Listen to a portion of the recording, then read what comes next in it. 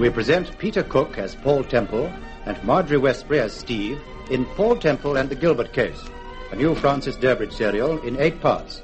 Episode 1, The Unlucky One.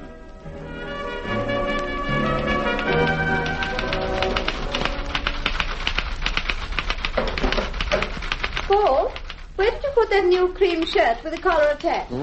It's in the wardrobe, dear. Are you sure? I've looked there. Well, it was there last night. I distinctly remember putting it Oh, there. Paul, really?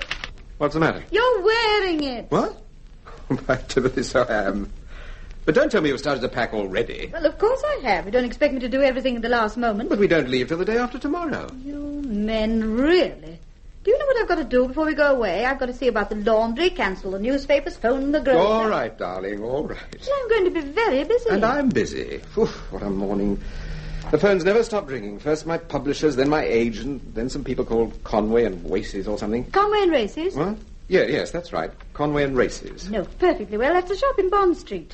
Good Lord, yes. They said something about a fitting. Oh. 3 o'clock tomorrow afternoon. 3 o'clock. Now, are you sure? Yes, that's right. 3 o'clock. You really are the limit. Yes, what is it, Charlie? Oh, excuse me, sir. There's a Mr. Sterling who'd like to see you. Mr. Sterling? Yes, sir. Well, who is he, do you know? No, sir. Have you seen him before, Charlie? No, ma'am. What does he look like? Oh, he's quite a gent. Grey hair, walks with a stick. I wouldn't be surprised if he hasn't got a gammy leg. Is that his card? Oh, yes, sir. Sorry. Telland Brothers, Guildford. Mr. Wilfred Sterling, Assistant Sales Director. Telland Brothers, they're the refrigerator people. Yes. Where is he, Charlie? I've put him in the drawing room, sir. All right. Thank you, sir. Wilfred Sterling? You know, that name's familiar, Paul. He probably wants to sell us a fridge. I'll get rid of him. We'll be having lunch early today, darling, just after 12. All right, Steve. Mr. Sterling? Yes. I'm Paul Temple. Oh, good morning, Mr. Temple. You'll probably think it's an impertinence, my calling like this, but I just had to see you. Well, what do you want to see me about? I want to talk to you. Yes, I rather gathered that. Well? Mr. Temple, I don't think Howard Gilbert murdered my daughter. Howard Gilbert? Are you Brenda Sterling's father? Yes. Yeah, but just a minute. I only know what I've read in the newspapers, of course, but Howard Gilbert's already been convicted. Your evidence helped to convict him. Yes, I know it did. Now, look, before you go any further, Mr. Sterling, I'm not connected with Scotland Yard in any way. If you've got any fresh evidence, it's your duty to... No, I haven't. There's nothing new, no further development. It's just that... Yes? It's just that I don't think Howard Gilbert did murder my daughter. Well, he was found guilty, Mr. Sterling, and sentenced to death. Yes, I know. I'm sorry, but I don't quite see why you came here. What did you expect me to do? I don't know. I've made a fool of myself, wasted your time. I'm sorry. No, don't worry about wasting my time. I'm a professional time waster. You ask my wife. No, you must have had a reason for coming here. Don't you think Gilbert had a fair trial? Oh, yes, he did. He did indeed, but... Well, then. Mr. Temple, have you ever had a feeling about something, an indefinable feeling that you just can't explain? Well, I've got that feeling about Howard Gilbert. I don't think he did murder Brenda. Yes. Oh, I know that all the evidence pointed towards it. I know that even my own evidence helped to condemn him. But I still don't think he did it. Won't you sit down for a moment? If you don't mind, I'd rather stand. This leg of mine isn't too good when I'm sitting down. Oh. Mr. Sterling, tell me, were you fond of your daughter? Well, of course I was. I was very fond of her. Were you pleased when she became engaged to Howard Gilbert? Very. He seemed a steady young fellow. I liked him enormously. Supposing you discovered that this hunch of yours... No, it isn't exactly a hunch. Well, for want of a better word, let's call it a hunch. Supposing you find there is no justification for it... I'm not against capital punishment, if that's what you're thinking. If Howard did murder Brenda, then he's got to pay for it. Tell me what happened exactly the night your daughter was murdered. Howard called for her at about 6 o'clock. He was taking her to the theatre. I saw him for a few moments and then went upstairs. I heard them talking. They were having a row, practically shouting at each other. And what was the row about? Well, you see, Brenda worked as a model at Conway and Races. It's a shop in New Bond Street. Yes, I know. Well, Brenda liked her job. She was happy. She told Howard she intended to stay on there after they were married. Howard didn't like the idea. To be frank, he wasn't keen on her being a model. Oh, I see. They left the house about 6:45 and, according to all accounts, continued their argument at the theatre. Well, you know the rest of the story. Early next morning, they found Brenda on a deserted bomb site near Soho Square. Did your daughter go out with anyone apart from Howard Gilbert? No. At least I don't think so. She was friendly with a girl called June Michael, but they very seldom went out together. Does Miss Michael work at Conway and Races? Yes, I believe she's in the hat department now, but she used to be a model, too. Well, I'm afraid there's just nothing I can do, Mr. Sterling. Yes, I know. And I'm sorry to have bothered you, Annie. I thought perhaps... Look, Mr. Temple, there is something. I'm worried about something I found in a diary of Brenda's. I was going through her things shortly after it happened, and I found this diary in one of her handbags. Well? Well, apparently on May the 12th, she had an appointment with a man called Fairfax. Look, you can see the entry there. L. Fairfax, 8:30. Is this your daughter's handwriting? Yes, of course, it's her diary. Yes, I appreciate that, but is it her handwriting? Oh, yes, quite definitely. Had you heard of this man before you found the diary? No, never. That's the whole point. Brenda certainly never mentioned him. Did you tell the police about this? Yes, of course. I also told Sir Henry Rawlinson. You know, he was defending Gilbert. Mm-hmm. And nothing happened? No, Sir Henry didn't seem to think it was very important. And the police? Oh, I think the police did make some attempt to find him, but they were obviously unlucky. What about June Michael? No, I spoke to June myself. She'd never heard of anyone called Fairfax. Well, you know, even if the police found this mysterious gentleman, it isn't to say he'd be able to help them in any way. I realize that. In any case, if I remember rightly, a woman identified Gilbert. She saw him walking away from the bomb site. Yes, that's right. Well, there you are. But somehow I just can't believe it. Howard was such a good fellow, decent, straightforward. Strange things happen in this world, Mr. Sterling. Sometimes to very decent people. Is Howard appealing? He has appealed. It was refused yesterday afternoon. Oh, I see. Well, I'm very sorry, Mr. Sterling, but there's just nothing I can do.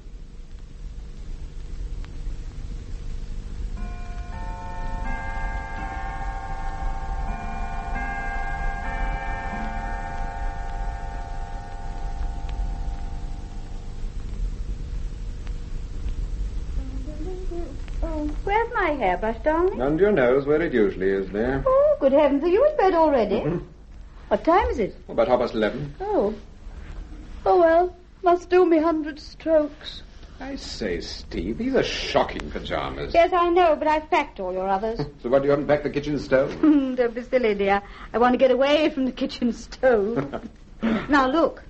This Gilbert case isn't going to make any difference, is it? What do you mean? To our holiday. Oh, don't be silly, darling. Yes, well, I know you. You enjoy sticking your neck out. Yes, well, I'm not sticking it out this time. Anyhow, there isn't a Gilbert case. It's finished. All over.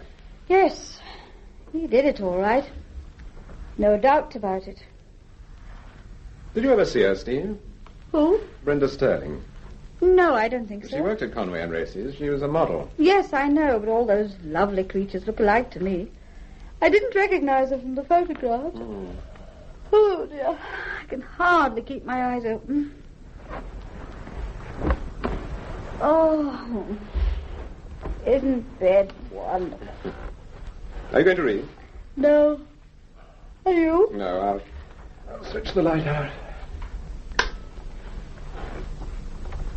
No, it's funny. Funny, isn't it? Wilfred Sterling should have come to see you. Well, how do you mean? I mean, if it had been Gilbert's father... Gilbert hasn't got a father. He's an orphan. How do you know? It was in the papers. Oh. Well, I still think it's pretty funny. About Sterling, I mean. After all, it was his daughter who was murdered. Yes, I know, but he doesn't think Gilbert did it. Mm-hmm.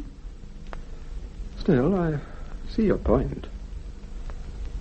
What did you say now? I said I see your point.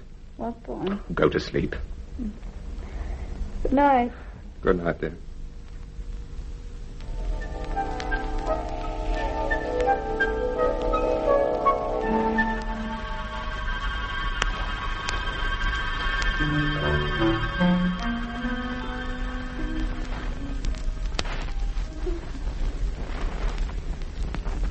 You awake? Yes. Do you mind if I switch the light on? No, do. What time is it? 1:45. Oh, I thought it was later than that. Can't you sleep?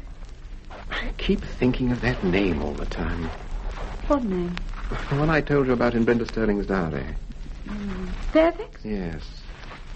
You know, there's something familiar about that name. I've seen it before somewhere. You mean you've heard it before? Yes. No, what did I say? You said you'd seen it before. Yes, and that's what I meant. I've seen it. I've read it somewhere. You know, it's a funny thing. I was half asleep just now, and I kept thinking of that confounded name and saying to myself, you'll think this is ridiculous, Steve. Fairfax, Oliver Cromwell, Charles II. Charles II? Yes. Why Charles II? Oh, don't ask me, darling. I'm beginning to think it's a jolly good job we're going on holiday. But there must be a reason for it. I've got it. Lord Fairfax was the character who tried to get the king back on the throne after Oliver Cromwell died. Well? But don't you see? Association of ideas. Lord Fairfax, Oliver Cromwell, Charles II. What has this got to do with Brenda Sterling? I told you the name was in her diary. Don't you remember? May the 12th, 8:30, L. Fairfax. My dear Paul, if Lord Fairfax was a buddy of Oliver Cromwell's, he's been dead for years. Yes, but don't you see? Brenda Sterling didn't have a date with a man called L. Fairfax. She had it at a place called the Lord Fairfax. The Lord Fairfax? I wondered if you're right. Of course I'm right. Pass me the telephone. But who are you going to phone at this time? Sir Graham Forbes. I want to know if there's a pub or an inn or a hotel within 50 miles of London called the Lord Fairfax. But he's in bed. Well, I'm in bed. Now, come on, Steve. Give me the telephone. Here we go. Here we go again.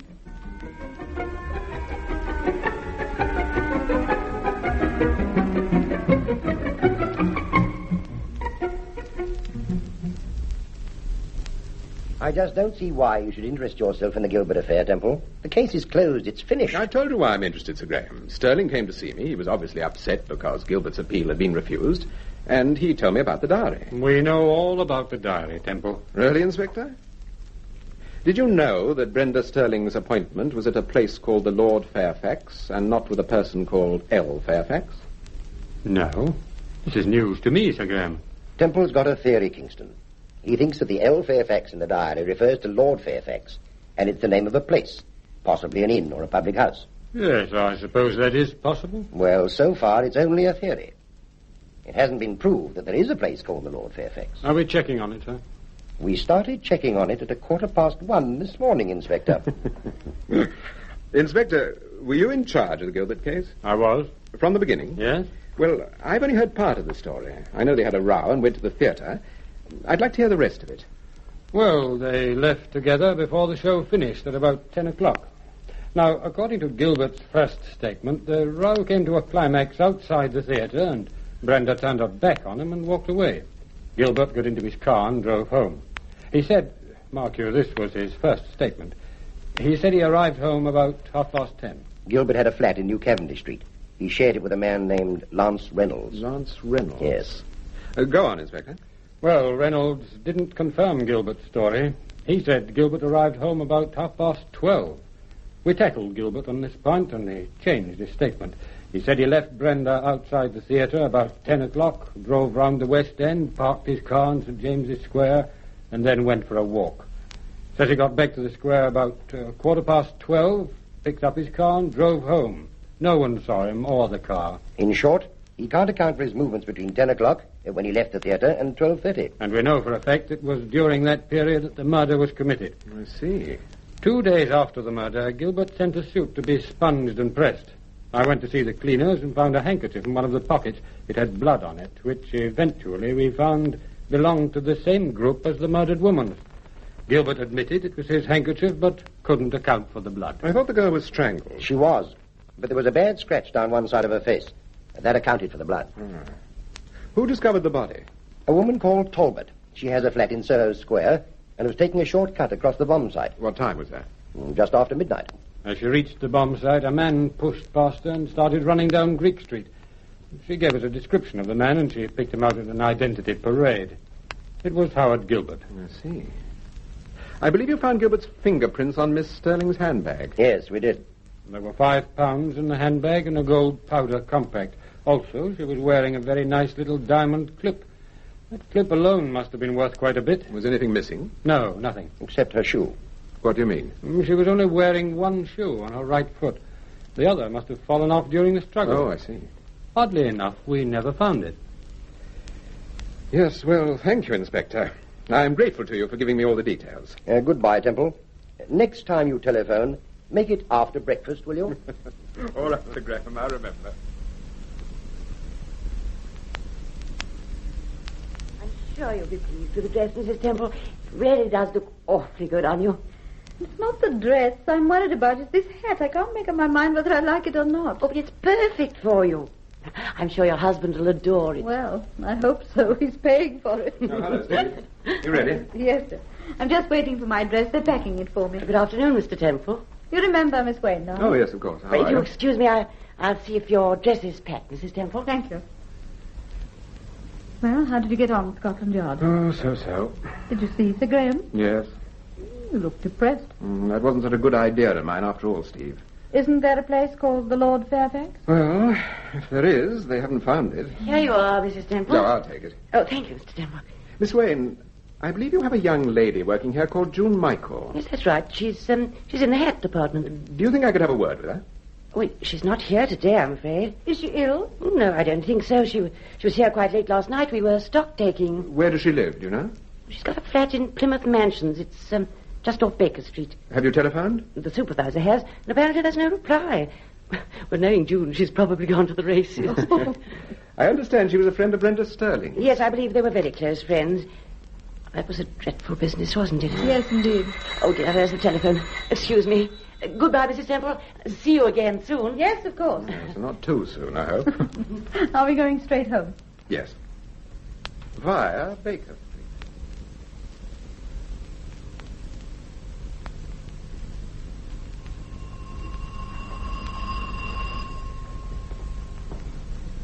Are you sure this is the right flat? It said so downstairs, number 14, June Michael. Oh, well, this is 14, all right. Yes. She's obviously not in. Well, it doesn't look like it. Why do you want to see her, Paul? Well, we know she was friendly with Brenda Sterling, and yet apparently Inspector Kingston only Do you smell gas? Yes. Wait a minute. What is it? There's something wedged at the bottom of the door, and she's plugged the keyhole. Are you sure? Positive.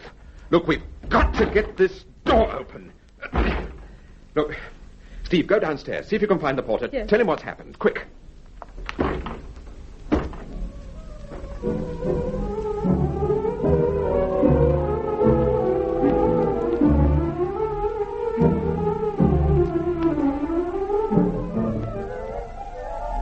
I've got the pass key. Ah. I told the porter to phone the local hospital and get a doctor just in case. Good. Put your handkerchief over your mouth. Where is she? Get that window open, Steve. I'm going into the bedroom. Well, there she is. Miss Michael. Miss Michael, can you hear? Lift her head, Steve. Is she still alive, do you think? I don't know. Hold her head higher. She looks dreadful. I wish that doctor would come. They shouldn't be long. The hospital's only just round the corner. Miss Michael. June. Can you hear me? Doesn't look as if she's going to come round. Do you think she's taken anything, aspirin or something? June. June, listen to me. Can... What's the matter, Paul? One of her shoes is missing.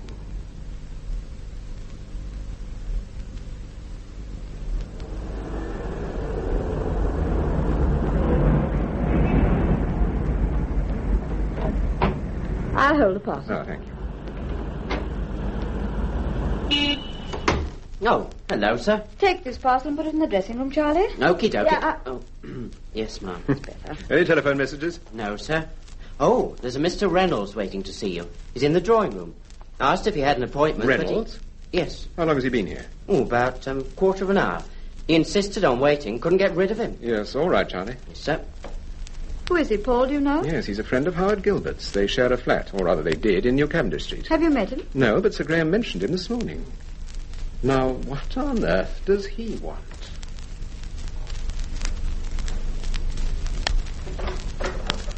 Mr. Temple, Yes. I do apologize for intruding like this. My name is Lance Reynolds. Well, what can I do for you, Mr. Reynolds? Well, I'll come straight to the Well, point. before you come to the point, may I introduce my wife? How do you do, Mr. Temple? Good afternoon, Mr. Reynolds. Shall I ring for tea, Paul? If you don't mind, I have an appointment at 5:15, and it's now nearly, it's 10 minutes past. We'll have tea later, Steve. It's a pity you didn't make an appointment, Mr. Reynolds. It would have simplified matters. I'm in the book. Yes, I'm sorry. I ought to have telephoned. But I've had rather a tiresome day, and then at the very last moment, However, if you'll allow me, I'd like to explain the reason for my visit.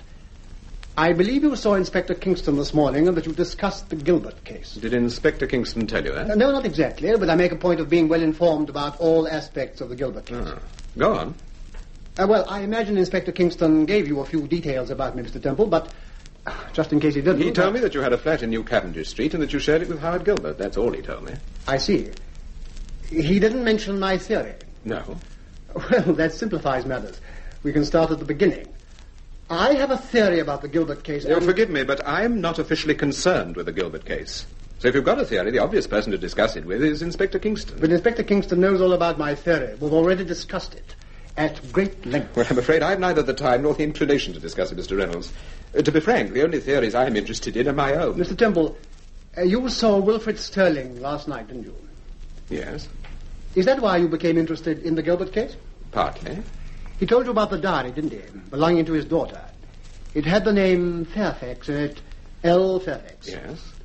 Miss Sterling had an appointment with Mr. Fairfax at 8:30 on May the 12th. We don't know that, not for certain. But we do. It's in the diary. Just because it's in the diary... It's my belief that Brenda Sterling was having an affair with this man Fairfax, and that he followed them to the theatre that night. Oh, Mr. Reynolds, please, it's an interesting theory, but... But it is a trifle obvious. The truth very often is, Mrs. Temple. Yes, but if you'll forgive my saying so, your theory is just a little bit too obvious. In the first place, it hasn't been established that there is such a person as L. Fairfax. Mr. Temple, this letter arrived for Howard by the afternoon post. It was marked, please forward, but I opened it. You will see it was posted in Como, Italy, 4 days ago. I want you to read it. Mm-hmm. Read it aloud. The Danilo Hotel, Como. Dear Howard, so now it's all over, and they've found you guilty.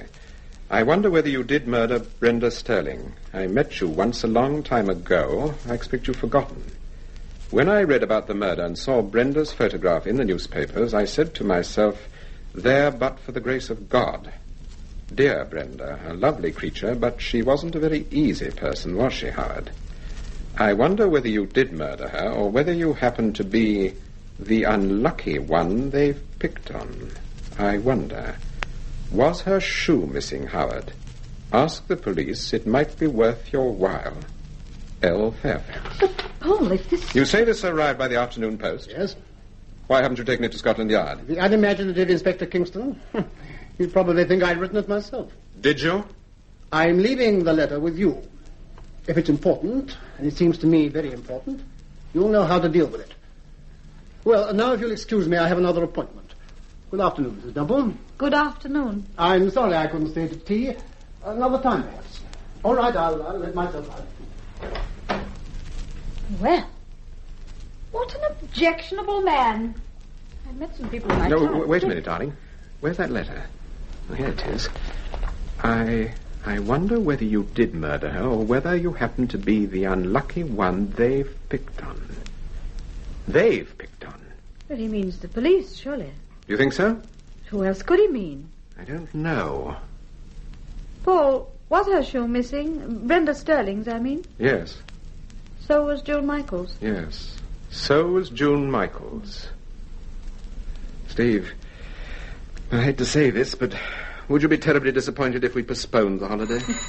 The way things are going, I shall be terribly surprised if we don't. No.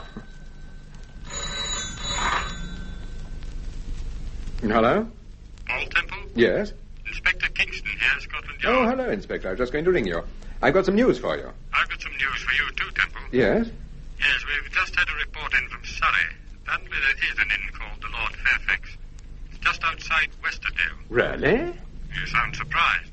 No, not at all. Well, we've found the place. Now it's up to you. What did you say the village was called? Westerdale. It's about 6 miles from Farnham, near the Hog's Back. Thank you, Inspector. What about that girl, June Michael? I haven't any news, not yet. I'm waiting for the hospital phone. All right, I'll ring you tonight. Goodbye. Goodbye. Steve, ask Charlie to bring the car round.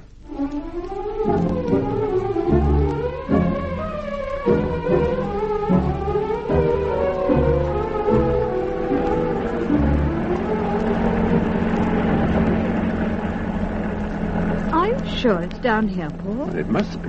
We've been down this lane twice already. The sergeant said the second turning to the right, and then... There it is. On the corner. Where? Look, the Lord Fairfax. By Timothy, no wonder we couldn't find it. It must be the smallest pub in England. You'd better get out my side, Steve, because of the head. Yes, all right. I want this newspaper. There's a picture of Brenda Sterling in it.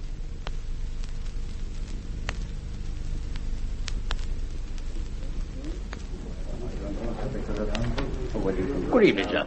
Oh, good evening. What would you like, Steve? Could I have a gin and tonic? Right, miss. I'll have a light ale, please. Thank you, sir. It's a nice little place. Isn't it? Slice of lemon, miss. Thank you. How far are we from Guildford?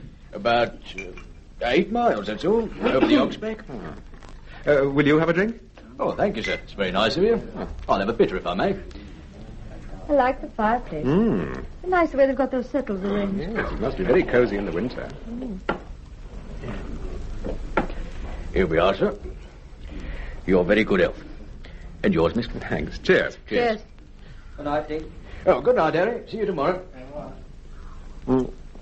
Are you the landlord here? Proprietor. Metcalfe's the name, sir. Well, my name is Temple, Paul Temple.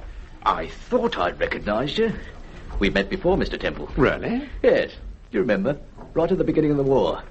I ran a little pub outside St. Albans, the Blue Feathers, on the main road between St. Albans and High Wycombe. Oh, yes, of course. Well, Mr. Metcalfe, I wonder if you could help me. If I can. I dare say you read about that murder, the Gilbert affair. Gilbert affair? Yes, a girl called Brenda Sterling was murdered. She was a model at Conway and Races. I seem to remember something about it. She was found on a bomb site. Yes, that's right. Well, there's a picture of her in this newspaper. Oh. Have you ever seen her before? Me?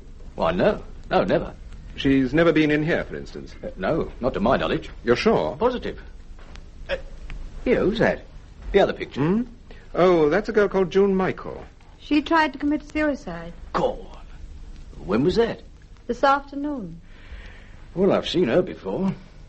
She dropped in here about a month ago now. Remember her well. Good-looking girl. Sat over there in the corner. Had 3 pink gins. You sure? Of course I'm sure. Was she alone? What, a girl with her looks? No, there was a fellow with her. Funny chap. Grey hair. We present Peter Cook as Paul Temple and Marjorie Westbury as Steve in the second episode of Paul Temple and the Gilbert Case, a new Francis Durbridge serial in 8 parts. Episode 2, The Third Shoe.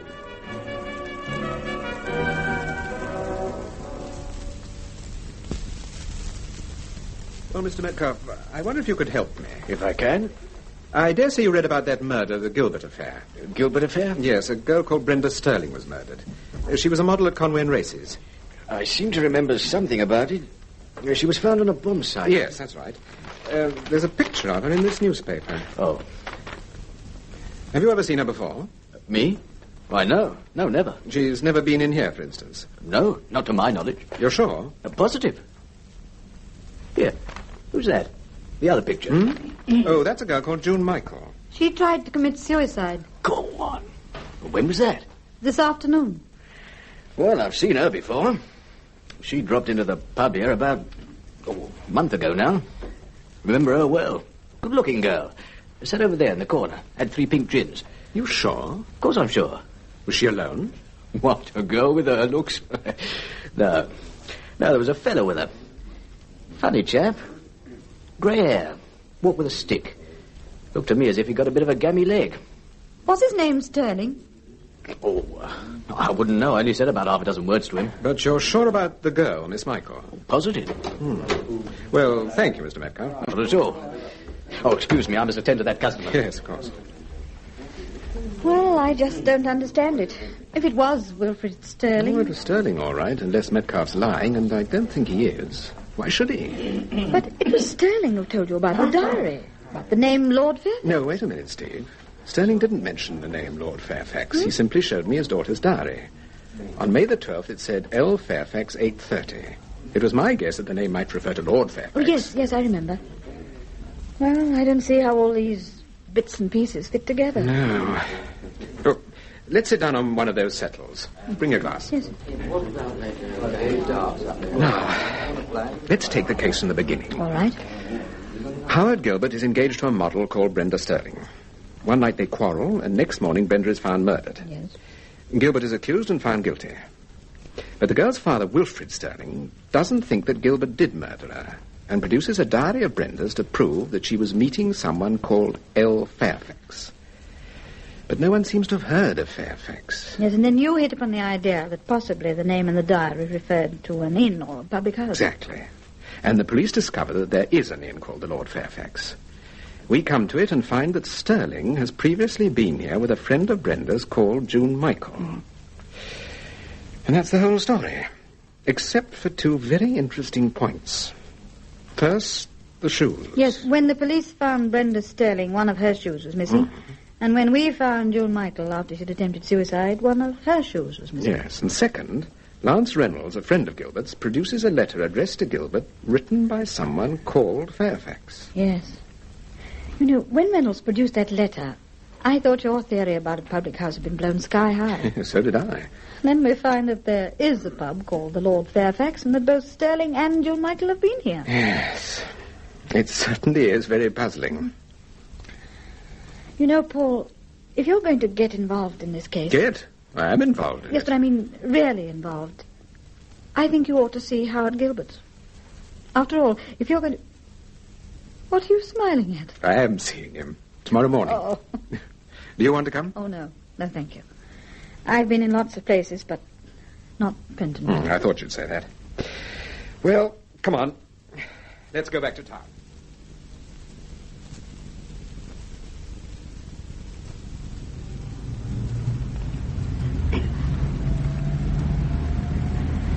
Was that Isha we came through? No, Isha's about 3 or 4 miles. Last place was Cobham.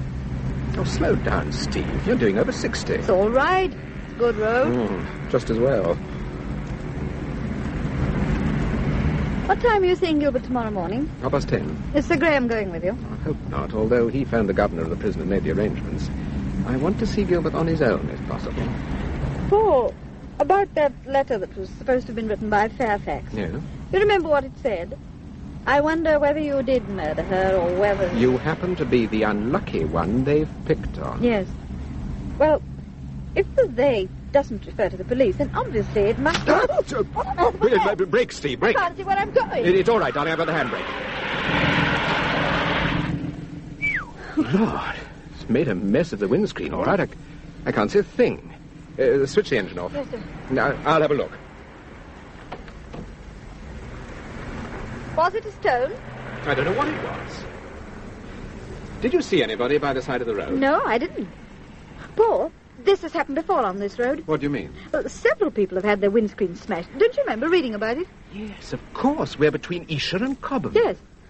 This is the mysterious mile, or whatever they call it. Oh, well, we are not the only ones, anyway. No. I thought at first... What? Oh, nothing. Oh, move over, Steve. I'll drive. Well, look, you won't be able to see, you know. I shall now. Yes. Why don't you sit in the back? It won't be so drafty. No, I'm all right, if you don't drive too fast. Steve, what did you think it was? At first, I mean. The same as you, Mr. Temple. A bullet.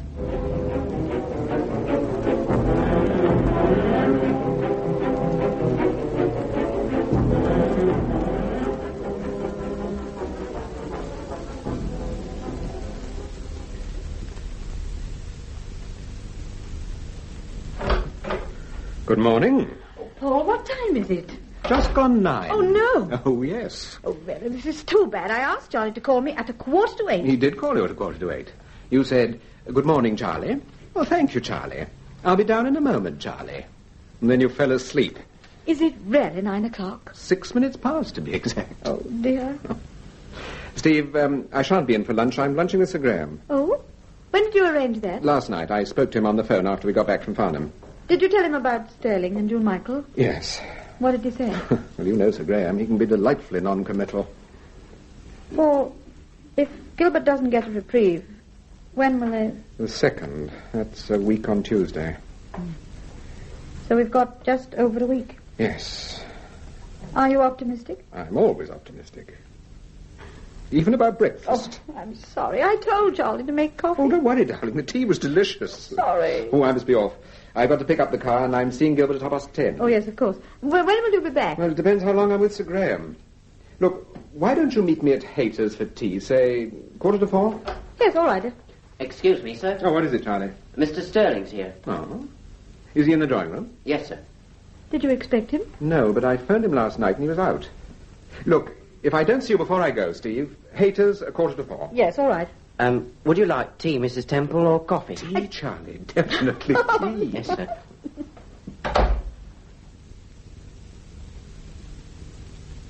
Good morning, Mr. Sterling. Good morning, Mr. Temple. I'm sorry I was out when you telephoned last night. Oh, that's all right. I just slipped down to the hospital. Hospital? To see Miss Michael.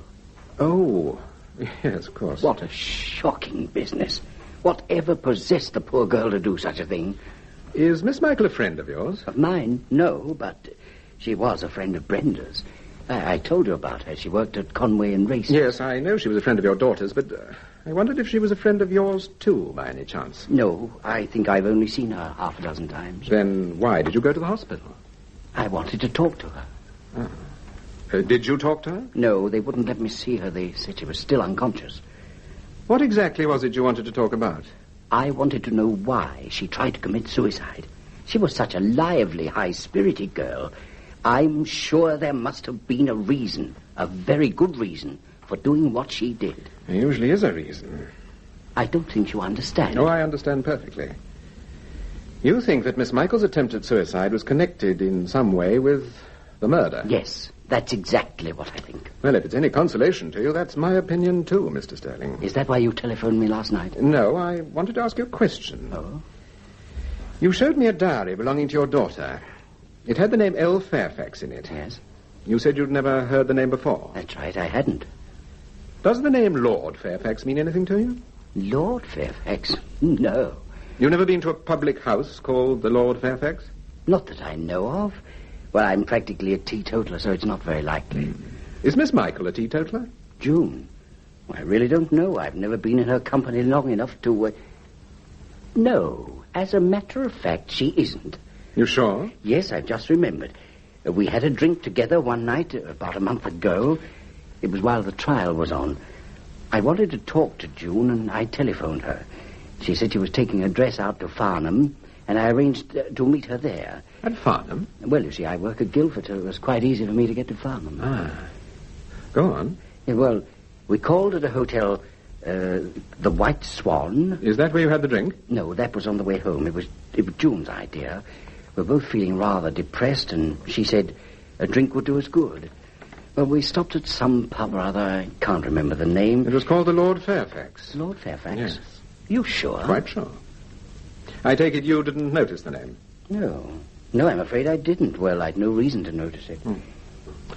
Had Miss Michael been there before? Well, she didn't say, but I think she must have, because it was right off the main road, and she found it so easily. I remember thinking at the time it was an awfully difficult place to find if you'd never been there before. I see. Excuse me. Certainly. Hello? Yes, speaking. Yes, certainly. Oh, good morning, Sir Graham. Yes, I'm seeing him at 10:30. That's right. Yes, I will, of course. Oh, I was just going to ask you... Oh, I see. Yeah. Well, thank you for ringing. Goodbye. Mr. Temple. Yeah? Am I to understand that you think the name L. Fairfax, the name in Brenda's diary, referred to the place where June and I stopped for a drink that night? I think it's a possibility. And you think my daughter had an appointment there? It's a possibility. But I asked June about the name Fairfax, and she said she'd never heard of it. Remember, I told you that. Yes, I remember. You know, it's my opinion June knows a great deal more about this affair than anyone else. I've got to talk to her before it's too late. It's already too late. What? June Michael died this morning.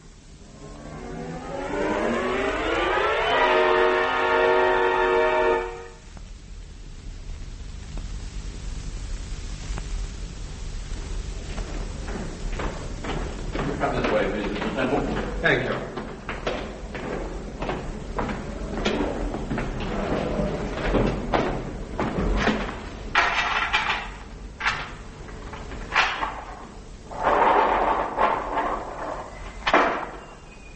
How is Gilbert? Well, he's behaving rather well, sir, considering. He's been doing a lot of reading. Funny enough, we don't get a lot of trouble with him, you know. Not at this stage. Excuse me, sir. Yeah.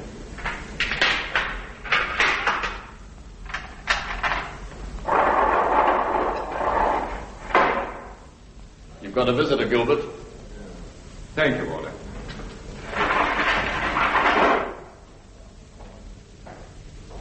Well, what do you want? My name is Temple. I'm a friend of Inspector Kingston's. Paul Temple? Yes. You write books or something, don't you? Books. May I sit down? Yes, if you want to. Gilbert, I have a contract for 2 novels and a collection of short stories. Well? I'm only trying to impress you with the fact that I didn't come here to waste my time. I'm a busy man. All right, I'm impressed. Now what happens? Did you murder Brenda Sterling? You certainly are a busy man. You haven't even read the newspapers. Of course I murdered Brenda. We went to the theatre one night. We had a row, I lost my temper, I took her onto a bomb site and strangled her. It was all quite simple. Nothing complicated. A woman called Mrs. Talbot saw me do it. At least she saw me running away. Just in case there's any doubt in your mind. I hadn't an alibi and they found blood on my handkerchief. The right kind of blood. Oh, and I made 2 statements. Both highly contradictory. Did you steal her shoe? What? I said, did you steal her shoe? Oh, yes, of course. I remember one of her shoes was missing. That's right. Did you steal it? Oh, but of course. Why? Well, one doesn't commit a murder every day. It was an occasion. I took the shoe as a memento. Left or right? Huh? Only one shoe was missing. Which one did you take, the left or the right? The left. Wrong. What do you mean? It was the right shoe that was missing. Oh. You know, you seem to me to be rather an impetuous young man. When you left Soho Square, your I first... never went near Soho Square. But you must have done. That's where they found the body, or just round the corner. Besides, this Mrs. Talbot we've heard so much about saw you running down Greek Street. Did she? Well, didn't she? Look, if you've a lot of work to do, my advice to you is to go home and do it. I'm not sure I want to take your advice. Why did you come here? What do you want? Did they tell you about June Michael? What about her? She committed suicide. When? Yesterday afternoon. Oh, I can't believe it. It's in all the papers. In any case, why shouldn't you believe it? But June was such a happy person, so full of life. Why should she commit suicide? Why should you murder Brenda Sterling? I didn't murder her. Look, tell me, what really happened that night? Well, we had a row. Brenda left me outside the theatre and I walked down to the car park. I drove round for about an hour and I put the car into St. James's Square and went for a walk. Why? What do you mean, why? Well, why did you go for a walk? Well, I was upset because of what I'd said to Brenda and I wanted to think. Mm-hmm. I walked almost as far as the Victoria and Albert Museum. Then I retraced my steps, picked up the car and drove home. I got back about 12:30. It's not a very good alibi, is it? It was never meant to be an alibi. And if I'd wanted an alibi, I could have thought of a very much better one than that. You did?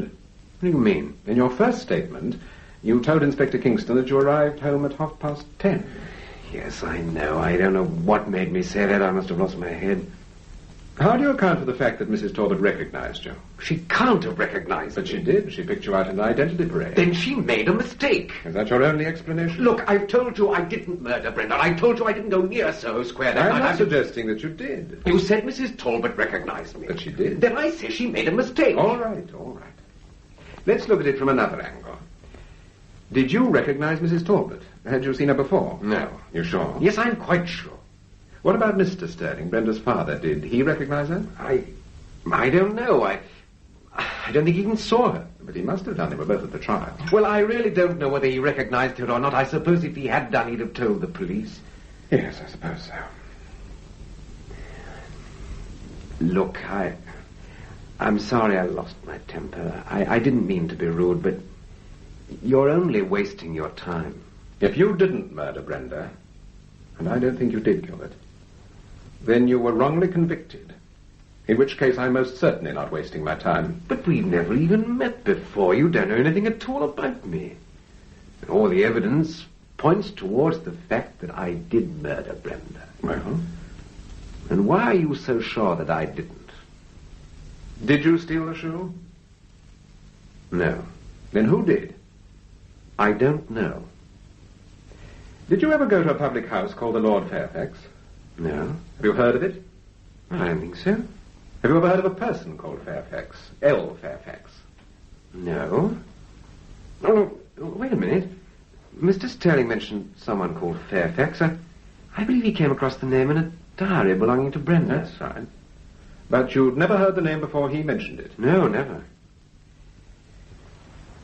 Read this letter, Gilbert. What is it? Read it. It's addressed to me. Yes. The Danila Hotel, Como. Dear Howard, so now it's all over, and they've found you guilty. I wonder whether you did murder Brenda Sterling. I met you once a long time ago. I expect you've forgotten. When I heard about the murder and saw Brenda's photo in the papers, I said to myself, there but for the grace of God. Dear Brenda, a lovely creature, but she wasn't a very easy person, was she, Howard? I wonder whether you did murder her, or whether you happened to be the unlucky one they picked on. I wonder. Was her shoe missing, Howard? Ask the police. It might be worth your while. L. Fairfax. But what does this mean? I just don't understand it. Where did you get this letter? Your friend Lance Reynolds gave it to me. Apparently it arrived yesterday afternoon. But I told you, I've never heard of anyone called Fairfax until... All right, Gilbert. Don't worry about it. Give me the letter. Now, listen. I shall probably see you again, perhaps at the end of the week, but if Sir Graham Forbes comes to see you, or Inspector Kingston, or anyone else, don't lose your temper, and don't get facetious. You understand? Yes. All right. And if they ask you anything about the shoe, keep quiet and say nothing. Your guesses are too good, you know. Hmm? It was the left shoe that was missing.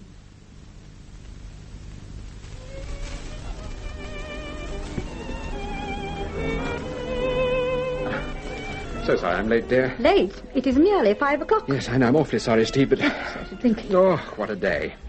Did you see Gilbert? Yes. Well? He's a strange fellow. He's got a chip on his shoulder. It's not exactly surprising. But he didn't do it, Steve. I'm convinced he didn't. Would you like some tea? No, there isn't time. Come on. But where are we going?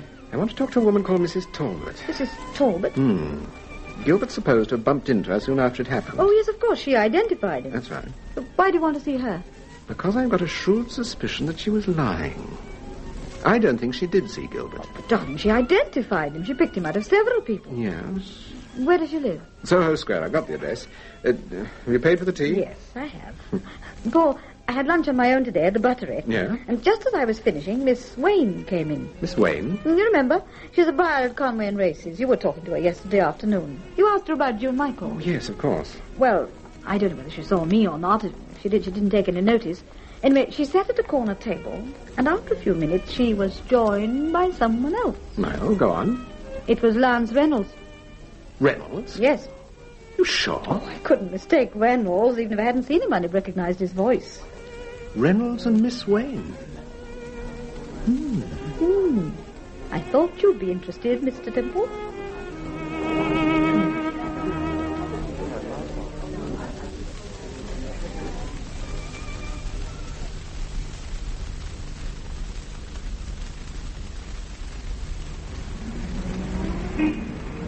I don't think this is the place, Paul. It's a block of offices. No, this is the address Kingston gave me. Oh, wait a minute. Yes, this is it. They're not all offices. There are 1 or 2 flats. Here we are, Mrs. Talbot. It's over here on the ground floor. I shouldn't care to live in here. It isn't exactly clean. Oh, the bell's not working. That doesn't surprise me. The door's open. Mrs. Talbot? Mrs. Talbot? She can't be in. Doesn't look like it. Oh, well, she may have slipped out of the pillar box. Oh, Paul, we can't go in. Mrs. Talbot? Anybody in? She's obviously out. Or very deaf. Not answering the phone. I suppose that's the bedroom over there. Yes, I should imagine so. What a dreadful flat. Oh, just look at that picture. Whoever it is, they're pretty persistent. Yes. Answer it, Steve. What? Answer it, but don't say who you are. But Paul, we Steve, can't. please. Oh, all right.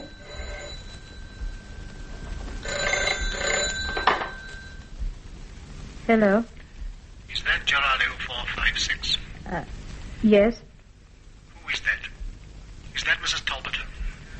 Yes. What about the Hamilton affair? Do I get the third shoe? Hello? Yes. Do you understand me? Do I get the third shoe? Yes. What happened? Paul, it was Reynolds. I'm sure it was. I recognized his voice. What did he say? He asked me if I was Mrs. Talbot, and I said... Yes. But what did he say? He said, what about the Hamilton affair? Do I get the third shoe? Do I get the third shoe? Yes. You sure it was Reynolds? Oh, yes, positive. I recognized the voice immediately. Oh, he rang off rather suddenly. I wonder if he realized you weren't Mrs. Talbot. Perhaps, I don't know. But so long as he didn't recognize my voice... Oh, he wouldn't, would he, surely? Well, if he did... There's someone coming. Hello, who are you?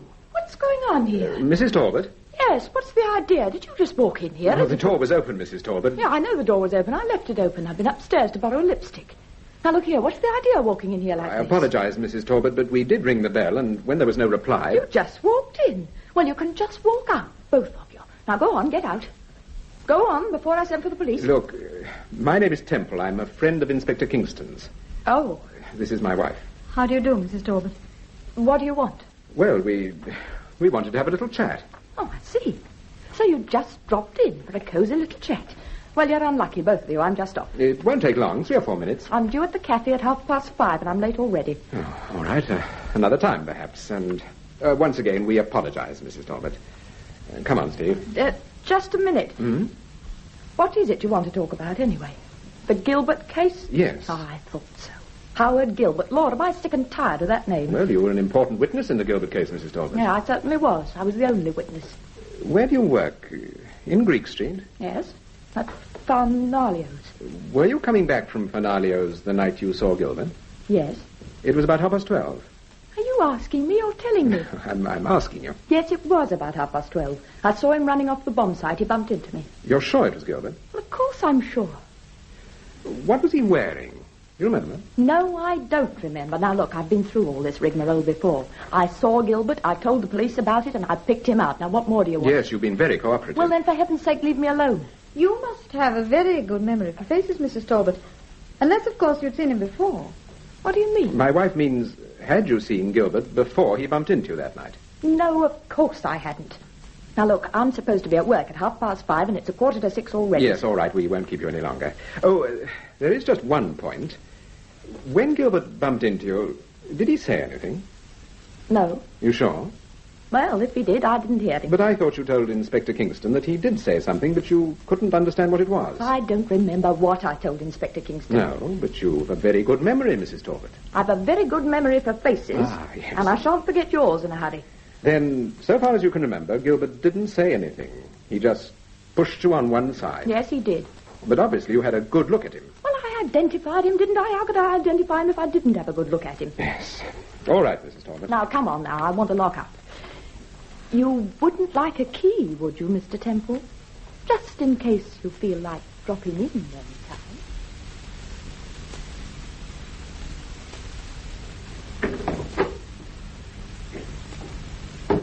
Oh, hello, sir. Hello, Charlie. Shall I take those parcels, Mrs. Temple? Yes, please. Put them in the kitchen for the time being. Okie doke. Please. Yes, ma'am. Oh, and there's an Inspector Kingston here, sir. He's in the drawing room. Oh, come on, Steve. Oh, hello, Inspector. I'm sorry to kept you waiting. Oh, that's all right. Good evening, Mrs. Temple. Good evening, Inspector. You look worried, Kingston. Yes, I am worried. Very worried. Why? What's happened? Well, earlier this afternoon we had a report Well, that... won't the Inspector have a drink? Oh, yes, of course. I'm sorry, Kingston. Would you like a whiskey and soda? At this moment, I'd give him a pension for a whiskey and soda. You do seem to be in a bad way. All right, Paul, I'll do it. One for me, too, dear. Inspector, before you tell me what happened this afternoon, I think you ought to know what I've been up to. I saw Howard Gilbert this morning. Yes, I know. Sir Graham told me. And I've just been talking to Mrs. Talbot. To Mrs. Talbot? Yes. When did you see Mrs. Talbot? About 20 minutes ago. We've just left her. Oh, what is it, Kingston? Mrs. Talbot's dead. Dead? That's why I came to see you. She was found in a field about 6 miles from Farnham. When was she found? This afternoon, about 2 o'clock. 2 o'clock? But that's impossible. We've only just left her flat. Temple? Yes? One of her show was uploaded to the channel, Thinking Out Loud. Please like, comment and subscribe to the Thinking Out Loud channel. Thank you.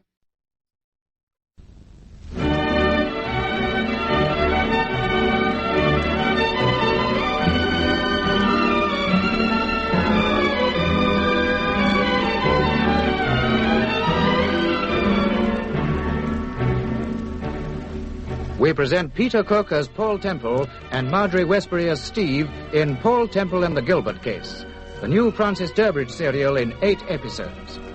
Episode 5, That Good Old Intuition.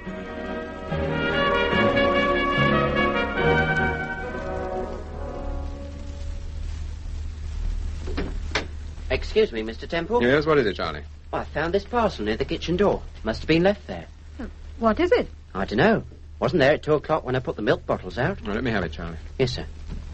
It's addressed to you, Steve. Shall I open it? Yes, of course.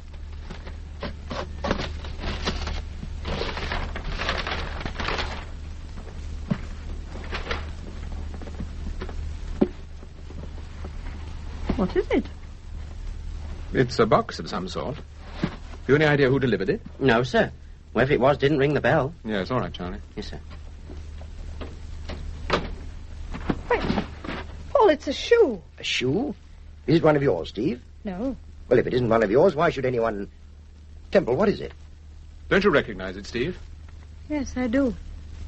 It's Lynn Ferguson's. Lynn Ferguson's? Are you sure? Absolutely sure. Temple, you don't think something's happened to her? That they've sent Steve the shoe as a warning? I think the shoe was sent as a warning, yes, but somehow I don't think anything's happened to her. I sincerely hope not. So do I. When Paul asked you why Lynn went to La Martella, you said you wanted to keep your eye on Louis Fabian. Why? We suspected he was mixed up in a drug smuggling racket and was using the club as a cover-up. We decided to investigate and put Lynn on the job.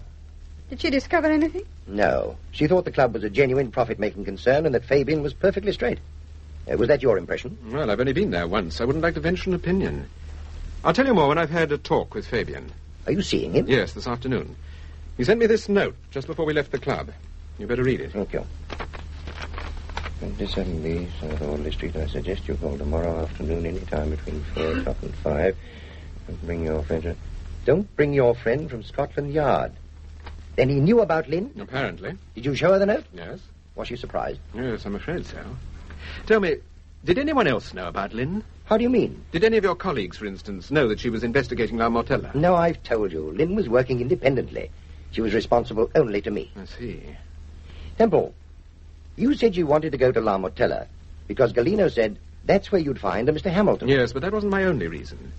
Mrs. Talbot went there one night to see a woman called Betty Wayne. Betty Wayne? Yes, she works at Conway and Races. Mm-hmm. So did Brenda Sterling, and so did June Michael.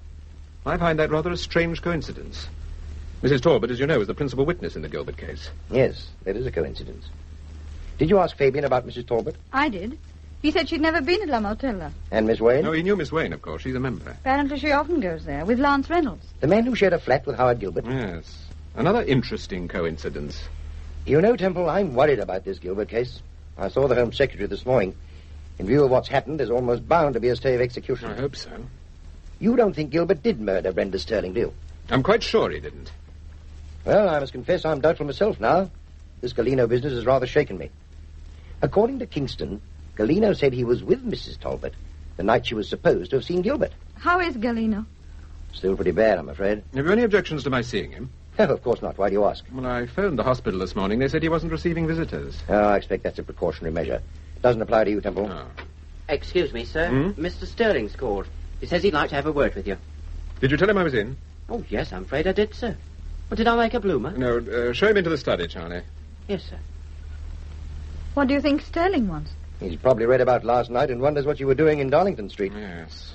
I'm beginning to think he knows a great deal more about this business than we realize. Why did he come to see Paul in the first place? After all, it's entirely through Sterling that Paul intervened in the Gilbert case. Yes, that's true. But if I had my way, I'd take him down to the yard. Then why don't you? Because Inspector Kingston's in charge of the case, Steve, and I make a point of never interfering. Supposing you questioned Sterling, what would you hope to find out? I'd expect an explanation as to why he called on Miss Wayne, why he took June Michael to an inn called the Lord Fairfax, and why that woman went to see him last night. All right, I'm Wilfred Sterling. Question 1, I went to see Miss Wayne because my daughter used to work for her, and I thought perhaps she might have some useful information about Brenda. Question 2, I didn't take June Michael to an inn called the Lord Fairfax. She took me, and in any case I didn't know it was called the Lord Fairfax. Question 3, what woman are you talking about? I didn't see anyone last night. Mr. and Mrs. Temple must have been mistaken. Where do we go from there, Sir Graham? You still haven't answered Steve's question. What question? Why did Sterling come to see you in the first place? Because he didn't think Howard Gilbert committed the murder. Look, if you had a daughter and she was murdered, would you try and get the convicted man acquitted? Oh, that depends if I thought he was guilty or not. And don't forget, Sir Graham, Sterling came to me after the trial, after he'd given evidence against Gilbert, after Gilbert had been convicted, and after the appeal had been turned down. Yes, but he told you about the entry in his daughter's diary, the reference to Lord Fairfax. But there was nothing new about that information. It had already been given to Scotland Yard. Yes, I suppose so. Sir Graham, I've got a photograph here.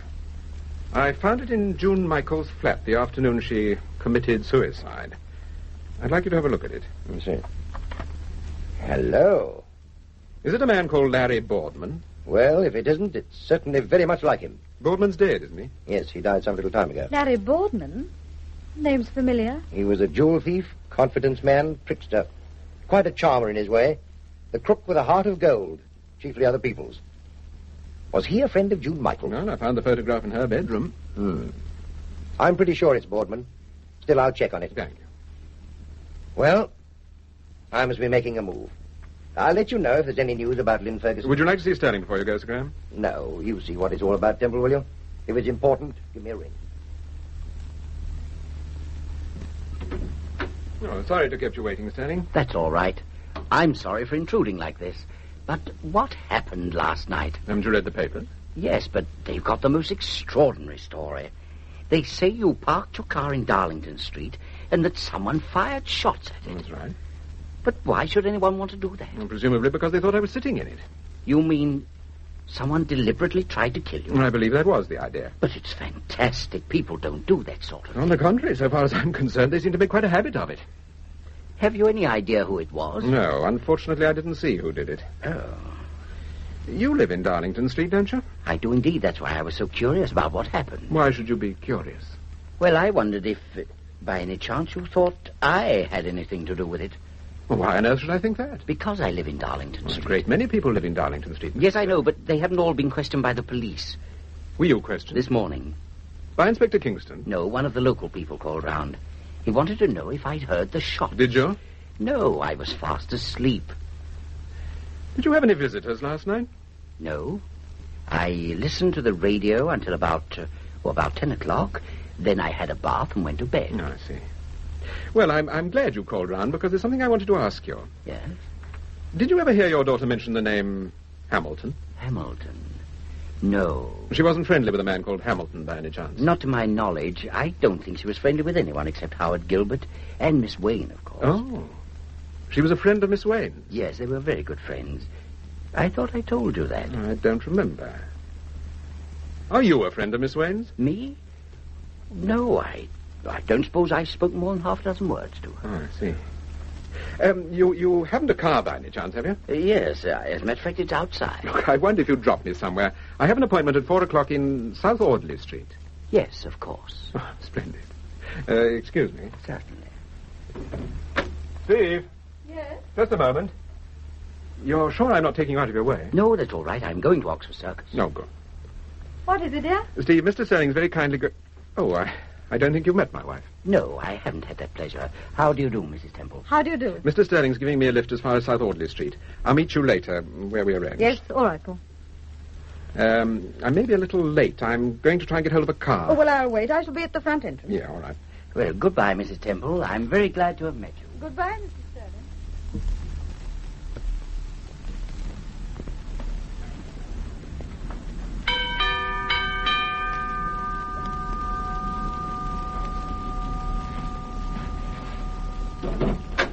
Come in, Temple. Come in. Ah, thank you. I'm afraid I'm rather late. Oh, not at all. I said between 4 and 5. Let me take your hat. No, thank you. Go straight through. Through those wrought iron gates? Yes. By Timothy, you've got quite a place here. Yes, it was specially designed for me. By the same man that did La Mortella. Yes, I can see that. Would you like a drink? No, I don't think so, thank you very much. No? No. Do you mind if I have one? No. You know why I wanted to see you, don't you? I haven't the slightest idea. Oh, come, my dear fellow. I should have thought it was obvious. It probably is. To you. You got my note? Of course, that's why I'm here. Of course. Good health. Cheers. I made a reference to your friend from Scotland Yard. I meant Miss Ferguson. I rather gathered that. Well, that's what I want to talk to you about. Miss Ferguson. What about her? Look, Temple. Let's put our cards on the table.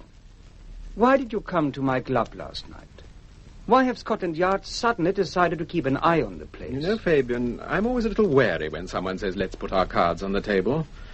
Usually means that they simply want me to put my cards on the table. Of course, if you're not going to trust each other, there seems little point in continuing the conversation. All right. I went to your club because I wanted to meet a man called Hamilton. I was told that I should find him at La Mortella. And did you? No. That doesn't surprise me. Because I've never even heard of him. Why did you want to meet this man, Hamilton? Because I believe he's mixed up in the Gilbert case. And as you probably know, I'm investigating the case. And that was your only reason in coming to La Mortella? Not my only reason. I was told that several weeks ago a woman called Mrs. Talbot was at your club with Betty Wayne. Who told you that? The same man who told me about Hamilton. Your friend doesn't seem to be very well informed. Believe me, I know everything that goes on at La Mortella. And I know nothing about a Mr. Hamilton, and I certainly do not permit Miss Wayne to introduce a woman like Mrs. Talbot. I simply won't have that type of person in the club. Then you knew Mrs. Talbot? No. But I read about it when the case was on. She sounded rather unsavory. I'm not suggesting that she was one of your members. I'm simply suggesting that she met Miss Wayne there. Not to my knowledge. Fabian, have you heard of a man called Peter Galino? No. Well, he was the person who first told me about La Mortella and about the meeting between Mrs. Talbot and Miss Wayne. Well, you can tell Mr. Galino from me that if he starts any more malicious rumors, I shall consult my lawyer. I doubt whether Galino will be very impressed. You see, he's in hospital. He was beaten up just after he gave me the information about Mrs. Talbot. Beaten up? Yes.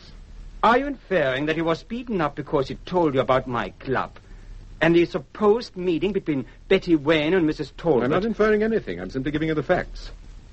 And the facts, so far as you're concerned, are not very pleasant. What do you mean? Galino tells me about La Mortella. Shortly afterwards, he's attacked and very nearly murdered. Miss Ferguson, a special investigator from Scotland Yard, is told to watch the club. She follows out her instructions and then suddenly disappears. You mean Miss Ferguson's disappeared? That's what I mean. But when did that happen? Last night. Temple, you don't think I had anything to do with it. Surely you don't think You knew she was from Scotland Yard. Well, I heard a rumor. I wasn't sure. You seemed very sure last night when you sent me that note. Incidentally, who told you she was from Scotland Yard? No one told me. I became suspicious, so I asked Inspector Kingston about her. He was non-committal, of course, but, well, I felt sure I was When right. did you see Inspector Kingston? Oh, at the club 2 or 3 weeks ago. One of our members lost a diamond ring, and the insurance people reported it to Scotland Yard. It was just a routine inquiry. But you took the opportunity of asking him about Miss Ferguson. Yes. Because you'd heard rumors. What do you mean? You'd heard a rumor about Miss Ferguson, so you asked Inspector Kingston about her. No, I hadn't heard a rumor. It was just a Yet a feeling moment ago you said, well, I'd heard a rumor. Oh, I didn't mean that. In other words, you just had a hunch about Miss Ferguson, and it turned out to be right. Yes, that's about it. And is that what you're going to tell the police, if they should ask you? I can't tell the police anything. And if they're friends of yours, Temple, I'd be grateful if you would tell them to keep away from La Mortella. I'm running a perfectly respectable nightclub, and I don't want any interference. Now deliver your message. Now, if you will excuse me, I have another appointment. There's no need to show me out. I can find my own way. Oh, my wife got the shoe all right, thank you. The shoe? Yes. What do you mean? Well, Miss Ferguson must have lost one of her shoes last night. I assumed that she lost it at the club, and not knowing her address, you sent it to my wife. I didn't hear anything about it, but one can't lose a shoe. Apparently Miss Ferguson did. Well, Goodbye. Just a moment. Yes? You didn't believe what I said about Miss Ferguson, did you? You think someone told me about her? I would say that was the most likely explanation. Well, you're wrong. I simply had a hunch. People do get hunches, you know. Yes, my wife gets them. I even get them myself on occasions. As a matter of fact, I've got one now. About Miss Ferguson. I've got a hunch that we're going to find her in very much the same condition as Peter Galino. I hope for her sake. And for yours, too. But I'm wrong. Whatever happens to Miss Ferguson is no concern of mine. I'm not interested in the young lady. That's not what I'm getting at, Fabian. She was interested in you.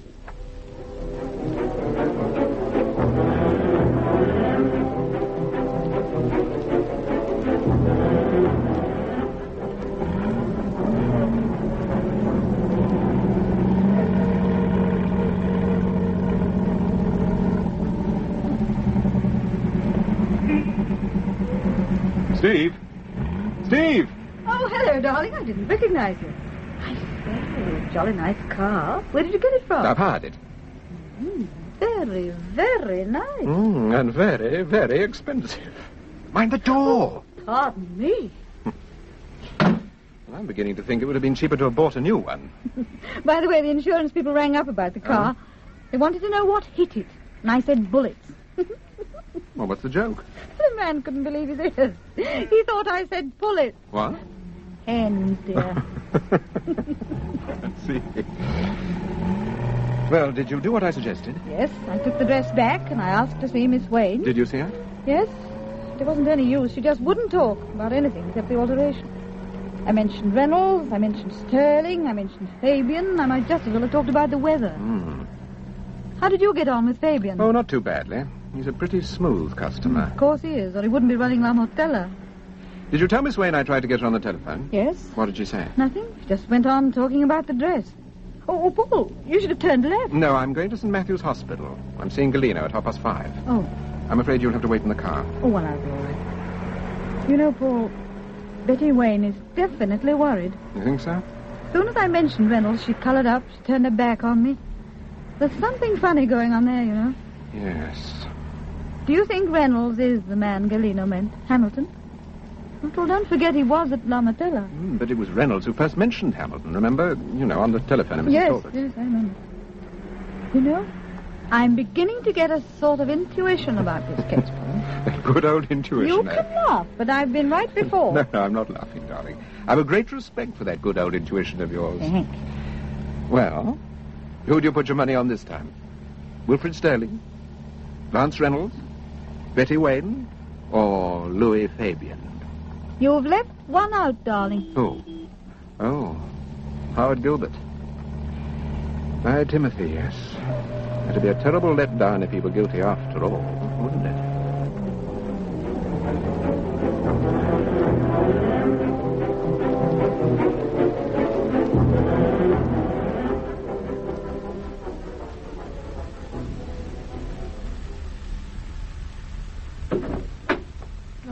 Good evening, Galino. Oh, it's you, Mr. Temple. I thought it was the inspector. He said he'd come back this afternoon. How are you feeling? Any better? Yes. My head is bad, though. It's difficult to talk sometimes. Does that mean you don't like answering questions? I've done nothing else but answer questions ever since I've been here. Well, does that surprise you? You're a pretty important man, you know. What do you mean? I don't remember what you said. That Mrs. Talbot was with you the night Howard Gilbert... Yes, I know. I don't know what made me say that. I must have been crazy. Are you going back on that statement? It isn't a question of going back on what I said. It's just that I made a mistake. It wasn't that night that she came to my flat. So she might have bumped into Gilbert after all, is that it? She identified him. It was in all the newspapers. Isn't that enough for you? Have you seen anyone else while you've been in here? Besides Inspector Kingston, I mean. No. You better tell the truth, you know. I can always check on it. I've told you the truth. What happened the other night, Galino? Who attacked you? I don't remember. You don't remember? No, I don't remember what I did or where I went or what I said. Oh, well, let me refresh your memory. You told me to go to a club called La Mortella. You said that if I went there, I'd meet a man called Hamilton. I don't know anybody called Hamilton. Mm-hmm. Mr. Temple, forgive me, but my head is very bad. I just don't want to talk.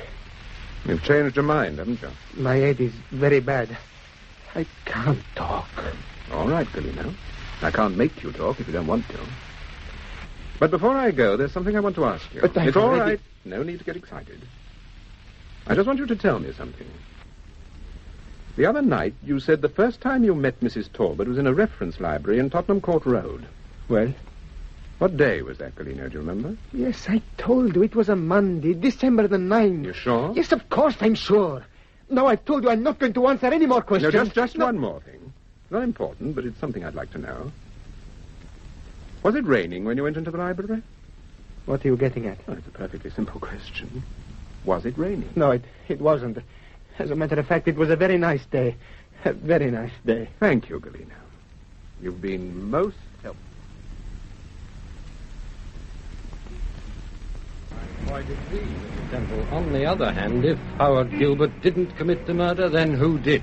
Oh, here's your husband. Hello, Inspector. Hello, Temple. I was just going into the hospital when I spotted your wife sitting in the car. Did you see Galino? Yes, I've just left him. How is he? He's not exactly communicative. No. His memory doesn't seem to be quite as good as it was either. I'm worried about Galino. I saw him this morning. There seemed to me to be a distinct change. He was surly, almost insolent. He contradicted his original statement. Yes, I know. Do you think that... No, I suppose that's impossible. What were you going to say, Mrs. Temple? Do you think someone's seen him and perhaps... You mean, has he been got at? Yes. I wondered that, but I told the nurse not to allow visitors under any circumstances. He hasn't seen anybody, and he hasn't received any letters. Well, perhaps he's scared. Perhaps the beating up did the trick after all. Mm-hmm. That's possible. We'll have another talk to him anyway. Well, goodbye, Temple. Oh, is there any news of Miss Ferguson? No, there isn't. By the way, Temple, did you know that she was attached to Scotland Yard, that she was watching La Mortella? Yes. Oh. Well, it was news to me. It's a pity Sir Graham didn't mention her before. It always helps to be kept in the picture. No, she wasn't investigating the Gilbert case. Oh, that makes a nice change. So many people seem to be investigating the Gilbert case. Inspector, you said just now that you didn't know about Miss Ferguson being attached to Scotland Yard. Yeah? But didn't Louis Fabian mention her to you? The fellow who runs La Mortella? Yes. No. Why, did he know about Miss Ferguson? It was the night you were making inquiries about the diamond ring. What diamond ring? Well, I was told that a member of the club lost a diamond ring and that the insurance company asked you to investigate. Did Fabian tell you that? He did. And is that why I'm supposed to have heard about Miss Ferguson? Yes. Fabian said he asked you if Miss Ferguson was attached to Scotland Yard. And what did I say? Apparently you were non-committal. I'll bet I was. It's a pity Fabian wasn't. You write novels, don't you, Temple? Yes. Well, if you're ever hard up for a plot, I suggest you have a chat with Fabian. He's certainly got the imagination. Goodbye, Mrs. Temple. Goodbye, Inspector. Goodbye, Temple. Goodbye, Kingston. Paul, I do not like that man. Yes, so you said before, Steve. Move over.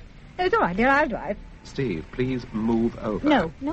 I'm going to drive. Darling, this car doesn't belong to us, remember. I only borrowed it. And what do you mean by that? Now, look, we don't want to start an argument in front of the hospital. Seems an excellent place to start an argument. All right, you drive. And if you scratch it... I know exactly what you say, darling. Are we going straight home? No, I want to call it a reference library. I'm not sure of the number. You'll have to drive all the way down Tottenham Court Road. All the way down Tottenham Court Road? Yes. Why? Move over. You drive.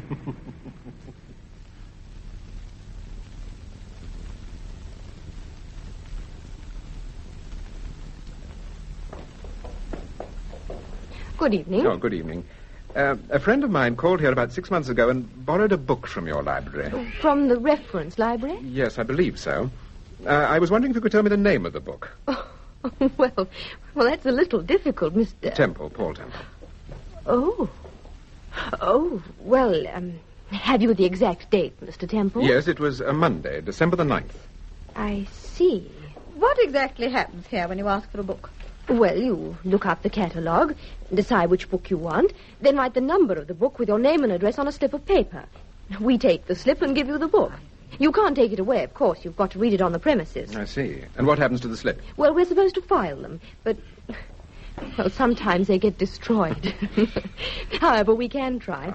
Monday, December the 9th, you said? Yes. Well, I'll soon find the slip if we've still got it.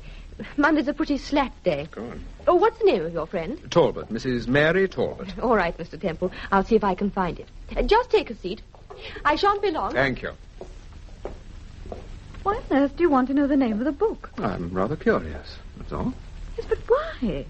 Can't see that it matters what book Mrs. Talbot was reading. I expect it was a filthy day anyway, and she simply popped in here to get out of the rain. As a matter of fact, it was a very nice day. Oh, now you're not going to tell me you remember what sort of a day I it asked was. Galino. The weather was perfect. Therefore, Mrs. Talbot must have come in here for a definite reason. Why do you usually go into a reference library? Because you want to look at a newspaper or consult a book. Galino didn't. He was just bored. No, Galino was different. He was a foreigner. He had no money and didn't know what to do with himself. Mrs. Talbot had a flat and, I imagine, a certain amount of money.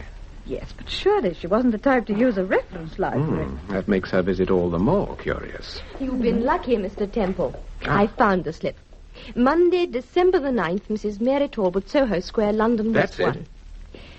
Well, apparently she asked for 2 books. Oh? The Theory of the Photographic Process, that's a well-known book on photography, Yes. and a reference book called Encyclopedia of Social Sciences. Is that the one edited by Sir Ronald Bakerton? Yes, I believe it is. It's been out about 18 months. Yes, that's right. Well, thank you, Miss... Oh, White. Thank you, Miss White. You've been most helpful. Oh, not at all. Goodbye. Goodbye. Satisfied, dear? Yes, quite satisfied, thank you, dear. Come on.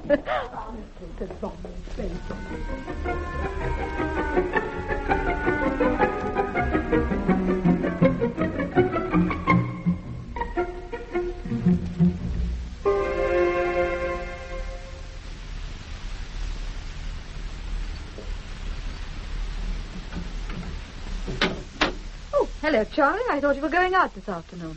Oh, yes, I did intend to, Mrs. Temple, but... Oh, thank goodness you've come back. Is anything wrong? What is it, Charlie? Well, there's a young lady to see you, sir. I think she's very ill. Ill? You see, I was just going out when the bell rang, and blimey, she didn't half make me jump. But what happened? Well, she was standing in the doorway, Mrs. Temple, looking as white as a sheet. And she said, "Is Mr. Temple in?" And then she passed out.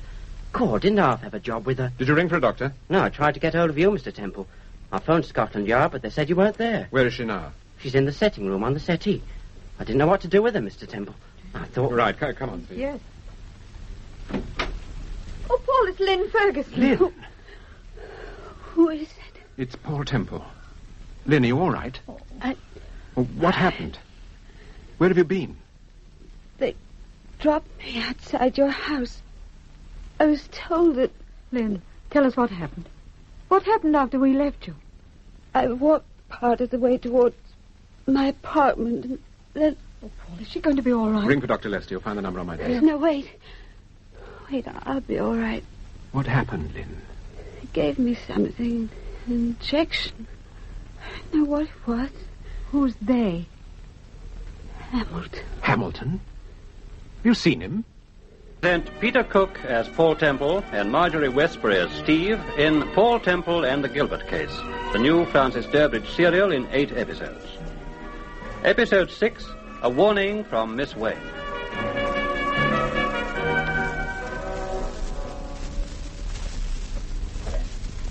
What happened, Lynn? They gave me something, an injection. I don't know what it was. Who's they? Hamilton. Hamilton? Have you seen him?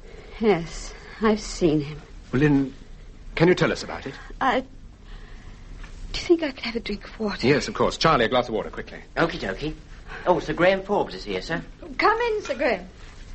Lynn, are you all right? No, she'll be all right in a moment. Glass of water, sir. Thanks. Here you are, Lynn. Thank you. Hello, Sir Graham. You all right now, my dear? Yes. Good. But I guess I'd better tell you what happened in case I pass out again. Yes, do.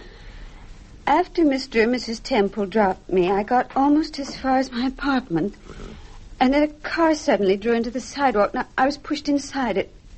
There was a man in the back of the car, and he flung a sort of hood thing over my head and pressed a revolver against my ribs. Oh, you must have been terrified. I certainly was. Then what happened? Well, they took me to a country house someplace. I didn't know where because I couldn't see anything. I was taken to a room on the first floor. It was an enormous room, and In one corner, there was a man sitting behind a desk. I couldn't see him clearly because there was a light on his desk. It was shining in my face the whole time. He started to ask me questions. What sort of questions? Well, he wanted to know why I was always going to La Mortella. Mm-hmm. I told him I liked going there because they had a very good orchestra and I was fond of dancing. He obviously didn't believe me. He said he knew I was attached to Scotland Yard and was making investigations.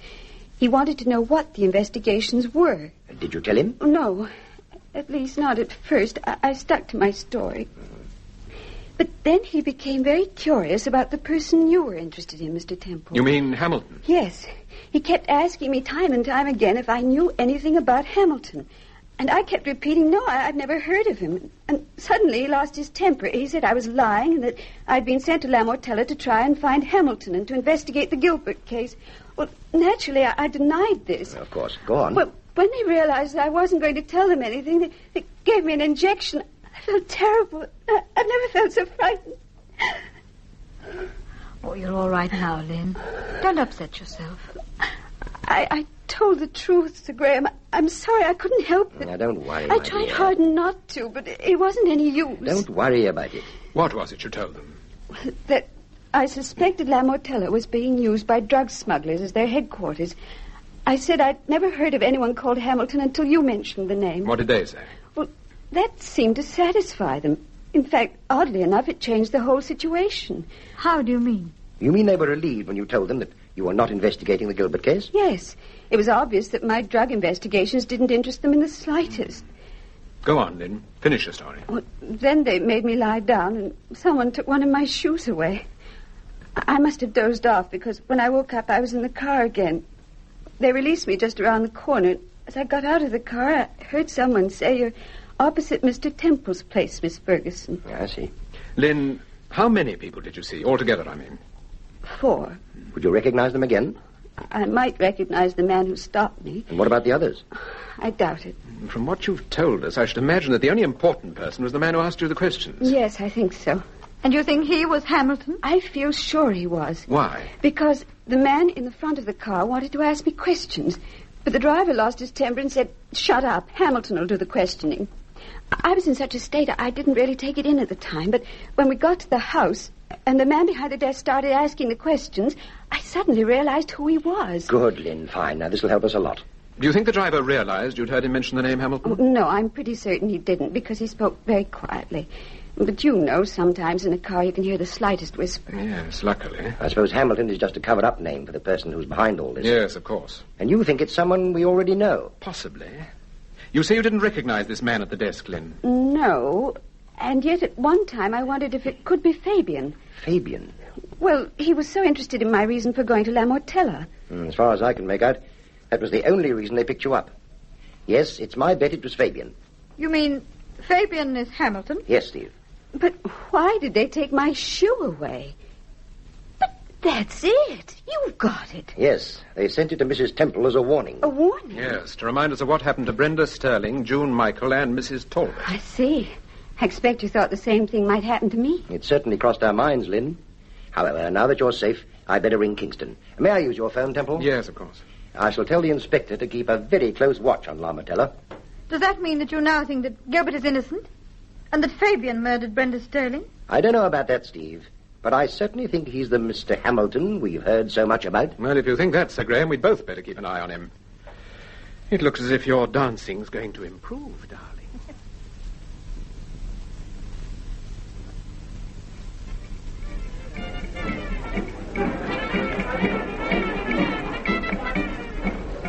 Have you seen Fabian? No, I've had a look in the restaurant. He's not there. Probably in his office. Yes. Well, there's no hurry. I can see him later. Let's go into the cocktail bar. Oh, Paul, here's Inspector Kingston. Hello, Temple. Oh, hello, Inspector. What are you doing here? Good evening, Inspector. Oh, good evening, Mrs. Temple. I rather think we're both here for the same reason. Fabian? Yes. Well, he's all yours, Temple. I've finished with him, for the time being. Where is he? In his office. Somewhat the worse for wear. You sound as if you've been putting him through it. I've put him through it, all right. But he's a pretty smooth customer. Apparently he knew Miss Ferguson was missing. Yes, I told him. When? This afternoon. Oh. So you saw him this afternoon? Yes, we had a little chat. I see.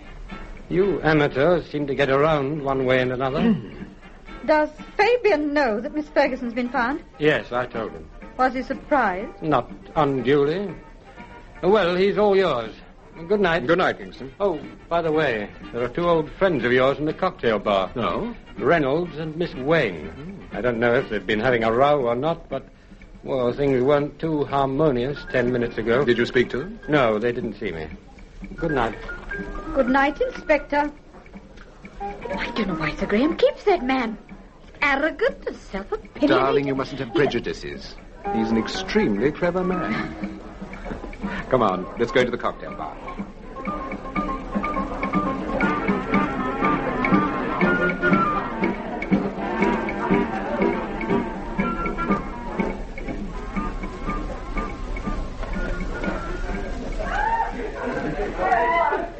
I can't think why you didn't complain about the glass. I told you it was filthy as soon as I saw it. My dear Betty, it wasn't filthy. There was a spot on it, a minute spot. In any case, it's not important. It is to me. I hate anything like that. Oh, I don't know what's come over this place. I really don't. Well, if you don't like it, you don't have to come. Oh, don't be tiresome, Lance. Get me another drink. Don't you think you've had enough for one night? If I thought I'd had enough, I wouldn't ask for another, would I? Well, this has been a very pleasant evening, I must say. Where is Fabian? I came here to dance. It's perfectly obvious that Fabian isn't going to put in an appearance tonight. So if you want to dance, you might just as well dance with me. I said dance, darling. Dance. Betty, pull yourself together. Here are the temples. Where? Oh. What a wonderful dress. Now, where did she get that from? She didn't buy it from me. Betty, now please. Now remember. Hello there. Oh, hello, Miss Wayne. Good evening, Mr. Reynolds. Good evening, Mrs. Temple. Hello, Temple. Hello. You know Miss Wayne? Yes, of course. Darling, I'm waiting for my drink. Oh, I'm so sorry. May I get you a drink, Mrs. Temple? Thank you. May I have a dry martini? Yes, of course. Temple? A dry martini, too, please. Isn't this place deadly tonight? I'm afraid Betty's furious. She wants to dance and Fabian hasn't turned up. Oh, I expect you'll put in an appearance later. Well, it's nearly 12 now. He ought to have been here hours ago. Well, if Louis is not going to dance with the customers, they might just as well close the dreary place down. Miss Wynne, my husband may not be Mr. Fabian, but he is quite a dancer. Would you care to risk it? Well, I've already refused to dance with Lance. Don't worry about me. Go ahead. Come on, Miss Wayne. See you later, Steve. Don't move out of the cocktail bar. All right, dear. I have just what you say.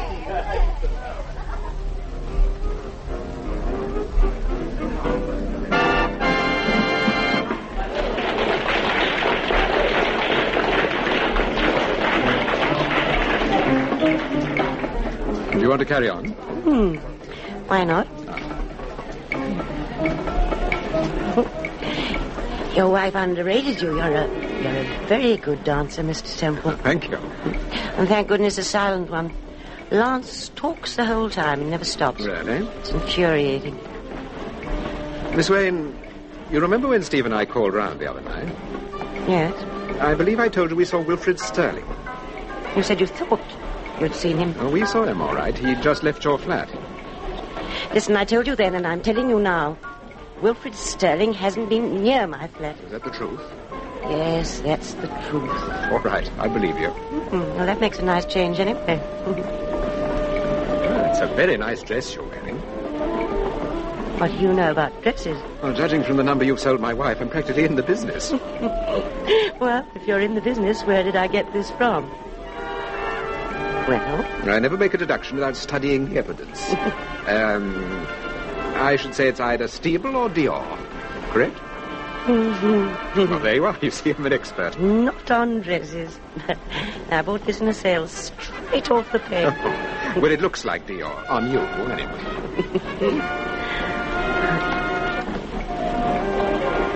Mr. Temple. Yeah? Whatever happens, don't go down to Reading. I've no intention of going down to Reading. Yes, I know, but... Well, don't. That's all. Is this a warning? Or just a friendly piece of advice? Oh, you can call it what you like. Do you mind if we stop dancing now? No, of course not. Am I talking too much? Oh, no, it's not that. I want that drink. Yes, all right.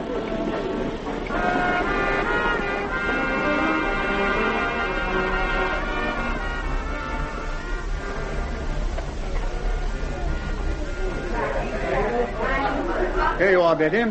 Here's a drink. Thank you, Lance. Temple, dry martini. No, thank you. Well, good-o. Cheers. That was a pink gin, that was. Much better.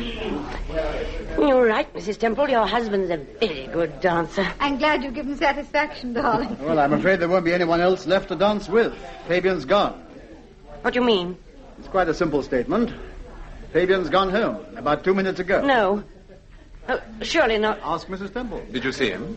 Yes, just for a moment. He popped in and said good night. I didn't think he looked too good. Oh. Well, if Fabian's gone, there's no point in staying. See you in the hall, Lance. Are we leaving? Yes, I want to get home. Good night. Good night. I suppose I'd better try and get hold of a cab.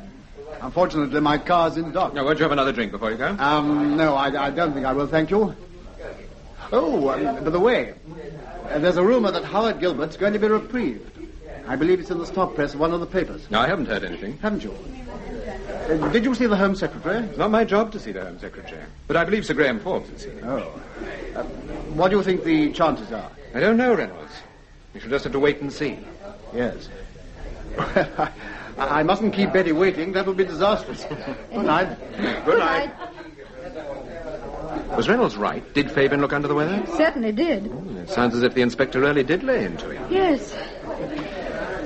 Finish your drink, Steve. I want to get off. Why? Are we going home? No. Where are we going? To Reigate House. But that's where Miss Wayne lives. I know. I'll see you in the front, Steve. I'm going to get the car.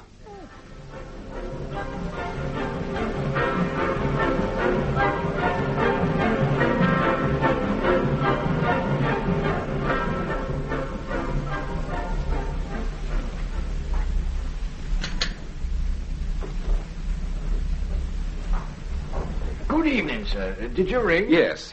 Are you the head porter? Supervisor, head porter, messenger boy, and chief bottle washer, as you might say. Well, you're the man I want, Mr. Priestley, sir. Well, Mr. Priestley, I'm making a few inquiries, and I think perhaps you can help me. There isn't a flat going, if that's what you think. No. It's just that I'm rather interested in one of the tenants here. Oh. Are you from the police? No, it's a purely private inquiry. Well, what is it you want to know? Who occupies the flat immediately above Miss Wayne? Above Miss Wayne? No, now, let me see. That'll be 23. No, that's Mr. Williams. Is Mr. Williams a man of about 52 or 3, grey hair, got rather a bad limp, walks with a stick? That's right. That sounds exactly like Stone. All right, Steve. How long has he been here? Now, just a minute. If you've got any inquiries to make, my advice to you... my name is Paul Temple. Oh. I'm making certain inquiries, and I think you can help me. Now, how long have you known Mr. Williams? About 2 weeks, that's all. He's a new tenant. He's on a sublet.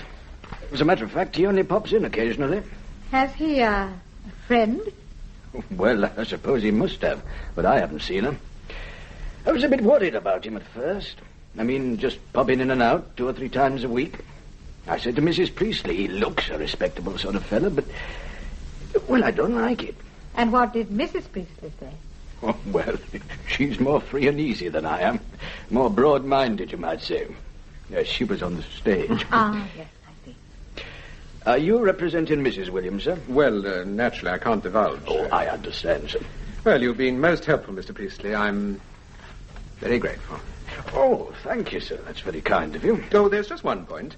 I don't suppose you've got the necessary authority, but if I wanted to see inside one of the flats at any time, number 23, for instance... Oh, I've got the authority, sir, and a pass key. I go inside all the flats. Oh, I see. I didn't realize that. Oh, good gracious, yes, sir. I've got the authority, all right. Would you like to see inside number 23, sir? Well, if it isn't putting you to too much trouble... Not at all, sir. This way, Mr. Temple.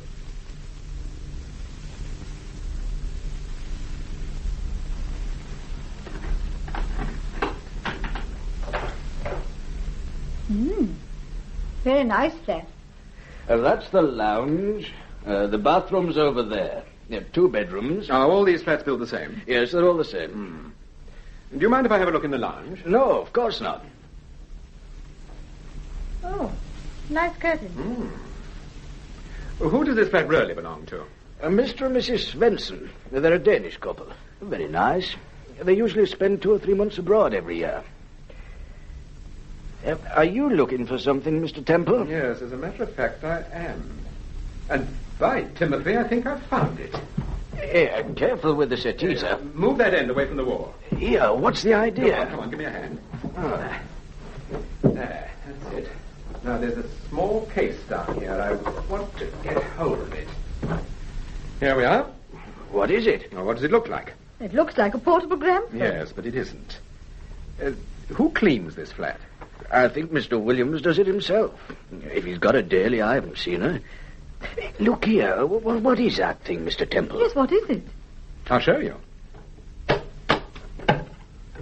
Well?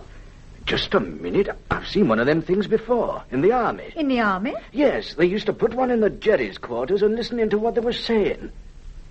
Here, what's Mr. Williams doing with it? I'll give you 3 guesses. He's been listening to what's been going on in the flat below. Yes, he'd only have to stick those headphones on and he'd hear every word. But why should Mr. Sterling want to listen to Betty Wayne?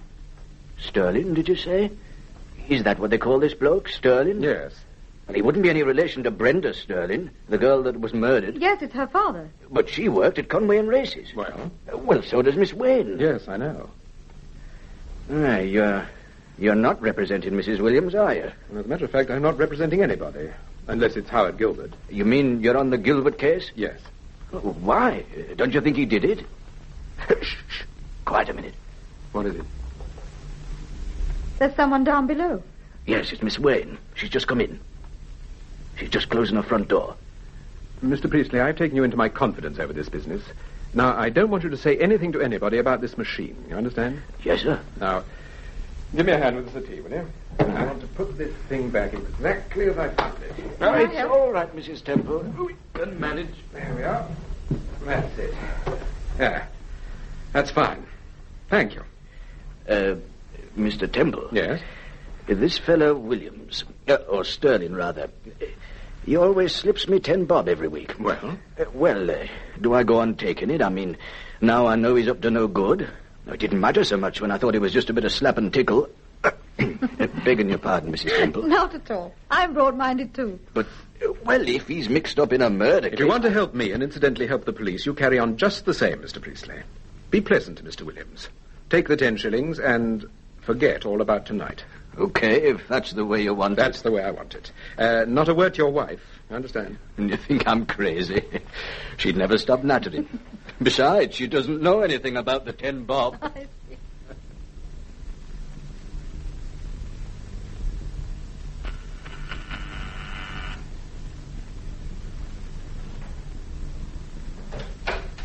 Hello. What do you want? I want to talk to you, Miss Wayne. May we come in? Well, it's very late. I'm tired. I want to go to bed. Yes, I know it is, but there's something I want to tell you. Well, it'll have to wait. I'll see you tomorrow. I don't want to talk. I got a beast of a... Oh, I'll soon cure that. Now, come along. I want to talk to you. Oh, all right. You can come in for 5 minutes. That's all. Just for 5 minutes. Okay. I'm afraid you won't get much out of her. No, don't worry. She'll sober up. Well, what'll you drink? Nothing for me, thank you. Oh, nonsense. You must have a drink. I'd like a glass of soda water, please. What, just plain soda? That's all. Everybody to their taste. Now, fill it up. No, right up. Right up? That's it. Here you are. It's right up. Careful you don't spill it. Thank you. Now, I'll have a little gin. Miss Wayne. Yes. Look at me. What? Oh, you fool, you stupid fool. You soaked me, completely soaked me. Now, sit down and drop the act. You're as sober as I am. Get out of here, do you hear? Get out. Pass me that siphon, Steve. What? You heard. Pass the siphon. You wouldn't have the nerve to Wouldn't I? Now, Miss Wayne. What did you mean when you said, whatever happens, don't go down to Reading? I don't know what you're talking about. You know what I'm talking about. You said that to me while we were dancing. Oh, leave me alone. For heaven's sake. Miss Swain, in 5 days' time, Howard Gilbert goes to the scaffold for the murder of Brenda Sterling. I don't think he committed that murder. I don't think you think so either. I don't know anything about it. Just because Brenda Sterling worked in my department doesn't mean that I was a friend of hers or that I even knew what kind of a person she was. What kind of a person is Mr. Reynolds? What do you mean? He's a friend of yours, isn't he? We've seen you with him often enough. Well, what's Lance got to do with Brenda Sterling? He shared a flat with Howard Gilbert. He brought me a letter addressed to Gilbert from a gentleman named L. Fairfax. I don't know what you're talking about. Oh, please leave me alone. I'm tired and I'm terribly worried and I want to go to bed. What are you worried about?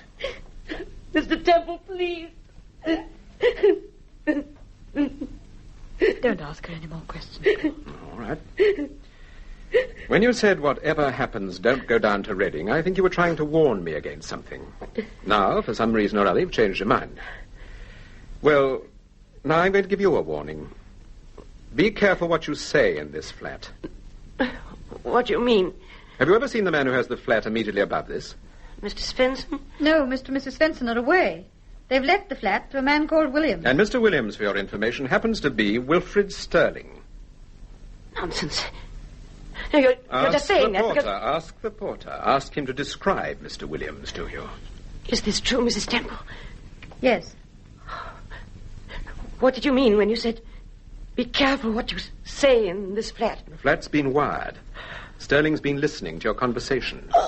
That's why he took the flat. Look, she's fainted.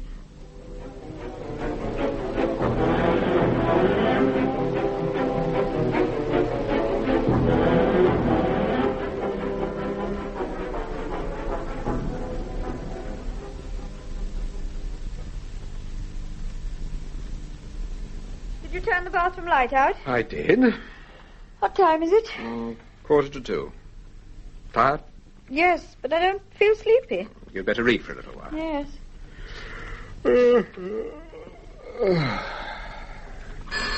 Oh, now who on earth can that be? Fine time to ring anyone. Hello? Hello, Paul Temple. Speaking. Oh, this is Wilfred Sterling. I've just had a reporter on the telephone. He tells me there's a rumour that Howard's been granted a reprieve. Is that true? No, I don't think so. Oh, then there isn't any news. Not yet, Mr. Sterling. I'm sorry to have bothered you. Only this fellow seemed pretty definite. No, it's all right. Oh, while you're on the phone, there's something I want to ask you. Yes? Did your daughter ever go to a club called La Mortella? I wouldn't know. I see. Well, good night. Good night. And again, I'm sorry to have disturbed you. Oh, that's all right. What did he want? Well, apparently a reporter telephoned him. There's been a rumour that Gilbert's been reprieved. Do you think it's true? No, Sir Graham would have let me know. Besides, there isn't enough evidence to reprieve Gilbert. Not yet, at any rate. Paul, I've been thinking about that story Lynn Ferguson told us. Mm-hmm. It's rather curious that the person who asked her all those questions went out of his way to... Did you hear anything? What? There's someone outside on the landing. Nonsense. There you are. Who is it? It's me, sir, Charlie. Oh, come in, Charlie. What is it, Charlie? What's the matter? Oh, there's a Mr. Fabian to see you, sir. What? At this hour? Yes, sir. He says it's very important. I didn't hear the front door bell. No, he didn't ring, madam. You see, I went down to get a glass of milk, and just as I got down, Mr. Fabian knocked at the door. Where is he now? I put him in the drawing room, sir. Oh, he isn't half in a tither about something. Well, I wouldn't have asked him in, sir, but, well, I knew you knew him, and I didn't want him to That's think... all right, Charlie, all right. You say he's rather het up about something? Blimey, not half. Well, make some coffee and bring it into the drawing room. Okie doke, Mrs. Oh, yes, Mrs. Temple. Thank you, Charlie. Well, there's no need for you to come down, Steve. I know, dear, but I'm coming.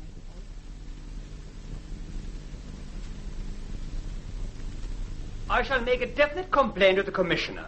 He had no right to ask me those questions. His manner was aggressive and most unpleasant. Yes, I appreciate that, Fabian. On the other hand, the inspector was only doing his duty. If you want my frank opinion, the police want a scapegoat for this affair. And they picked on me. Nonsense. Then why did he go on asking me those questions? Because the people who kidnapped Miss Ferguson were chiefly interested in her reasons for visiting your club. In fact, we think that's why she was abducted. To find out why Scotland Yard were keeping an eye on La Martella. Yes. But surely I'm the only person who'd be curious about that. Exactly. Now you know why the inspector asked you so many questions. Mr. Fabian, was that your only reason for coming here at this hour of the morning to complain about Inspector Kingston? No. I saw your husband this afternoon, Mrs. Temple, and he asked me certain questions about Mrs. Talbot. Yes? Well, I told him that I had never seen Mrs. Talbot, and she had never been to the club. Well? That I'm afraid was a lie. Mrs. Talbot came to La Motella several weeks ago with Betty Wayne. Then why didn't you admit that this afternoon? I couldn't. Why not? A great many things have happened since this afternoon. May I have a cigarette? Yeah, help yourself. After I left the club tonight, I made a telephone call to an old associate of mine. You noticed I used the word associate, not friend. Go on. His name is Westerman. He was a friend of Mrs. Talbot's. In fact, it was through Westerman that she came to La Motella. Let's go on. For consideration, Westerman is prepared to tell you all about Mrs. Talbot and her association with Betty Wayne. He might even be persuaded to tell you about other things, Temple. What does Westerman call a consideration? You will have to discuss that with him yourself. I've taken the liberty of making an appointment for you. When? Tomorrow night at 10 o'clock. Is that convenient? Yes, that's convenient. At your flat or La Motella? Neither. I'm afraid you'll have to go out of town. We present Peter Cook as Paul Temple and Marjorie Westbury as Steve in Paul Temple and the Gilbert Case, the new Francis Durbridge serial in 8 parts.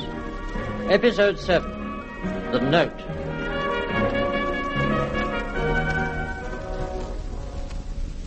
After I left the club tonight, I made a telephone call to an old associate of mine. You'll notice I use the word associate and not friend. Go on, Fabian. His name is Westerman. He was a friend of Mrs. Talbot's. In fact, it was through Westerman that she came to La Motella. Yes. For consideration, Westerman is prepared to tell you all about Mrs. Talbot and her association with Betty Wayne. He might even be persuaded to tell you about other things, Temple. What does Westerman call a consideration? You'll have to discuss it with him yourself. I've taken the liberty of making an appointment for you. For when? Tomorrow night at 10 o'clock. Is that convenient? Yes, that's convenient. At your flat or La Motella? Neither. I'm afraid we'll have to go out of town. To Reading. Reading? Yes. Well, can't your friend get up to London for an hour or so? I suggested that, of course, but he won't hear of it. Very well. Give me the address. There's no need for that. I'll drive you down. All right. Pick me up just before 9. Please, don't say anything about this to anyone else, especially Sir Graham Forbes. Fabian, when I first asked you about Mrs. Talbot, you said you knew nothing about her, but now you admit you were lying. Were you also lying about Hamilton? I've told you I've never even heard of Hamilton. You described Mr. Westerman as an associate. Do you mean he's in business with you? He was. But I called him an associate because I didn't want you to think he was a friend of mine. Is Westerman blackmailing you? Yes. For money? No. I was in partnership with him. We had an agency business. Then we had a row and decided to split up. 18 months later, I went into business on my own and opened La Motella. Yes? About a year after the club opened, I had a letter from Westerman asking me to go down to Reading. When I saw him, he said he wanted me to make certain friends of his members of La Motella.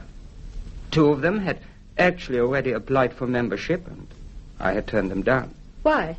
Because if you want to run a successful nightclub, Mrs. Temple, you have to be very careful of your clientele. Yes, I suppose so. Well, for certain reasons, I had to do what Westerman wanted. Mrs. Talbot was made a member, so was Betty Wayne, Brenda Sterling, and a girl called June Michael. I see. And what about Mr. Reynolds? Reynolds? Was he a friend of Westerman? Oh, no. Lawrence Reynolds is one of our original members. In any case, one can't object to Reynolds, surely. On what grounds would you object to Betty Wayne? She drinks too much. Isn't that good for business? Up to a point. And she goes beyond that point? Sometimes. Was Howard Gilbert one of your members? No, but he came to the club once or twice. With Reynolds or Miss Sterling? I believe Reynolds. I'm not sure. Mr. Fabian, you don't think Westerman is using your club as a sort of headquarters? I mean, if he was mixed up with Mrs. Talbot... That's exactly what I wondered, Mrs. Temple. I also wondered if Westerman was responsible for the disappearance of Miss Ferguson. Who told you that Miss Ferguson was attached to Scotland Yard? Westerman.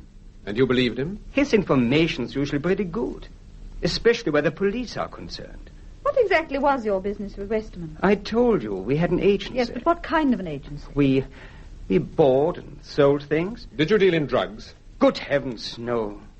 Whatever makes you ask that? Because that's why Miss Ferguson was watching La Mortella. For drugs? Yes. Scotland Yard suspected that your club was being used as a centre. But that's absurd. Why on earth should they think that? I don't know, but they did. Well, it must be nearly 2 o'clock, so unless there's anything else... Yes, of course. I'm sorry. I didn't realize it was so late. I'll see you tonight, then. Yes. 9 o'clock. 9 o'clock. I thought it was never going. Yeah. I didn't realize it was so late. Would you like some of this coffee? Yes, I think I would. Might as well drink it. I don't feel a bit sleepy now. No, neither do I. Oh. I was just thinking, Steve. Hmm? If I'd taken no notice of Sterling and we'd gone on that holiday, should probably been in Paris by now. Yes. We might even have got as far as Dijon. Ah, Dijon. Mm-hmm. I know this is jolly good coffee. It was meant for Mr. Fabian. Well, in that case, I'm glad I got rid of him. Paul, do you believe that story of his?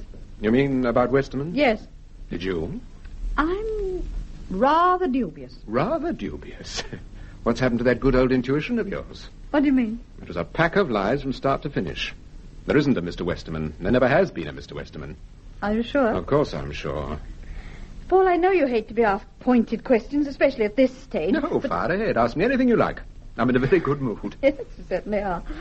Well, do you think Fabian is the man we are looking for? The man you're looking for, darling, or the man I'm looking for? No, you know perfectly well what I mean.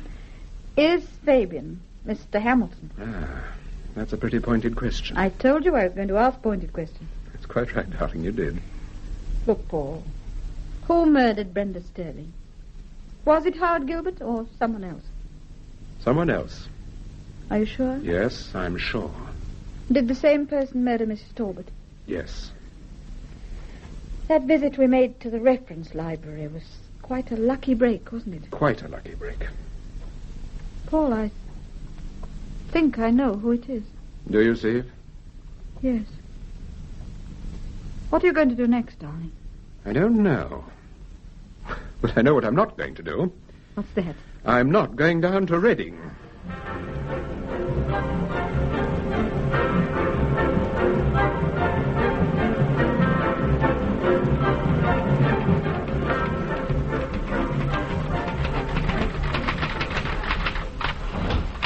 Inspector Kingston's here, Paul. Wants a word with you. Yes, all right.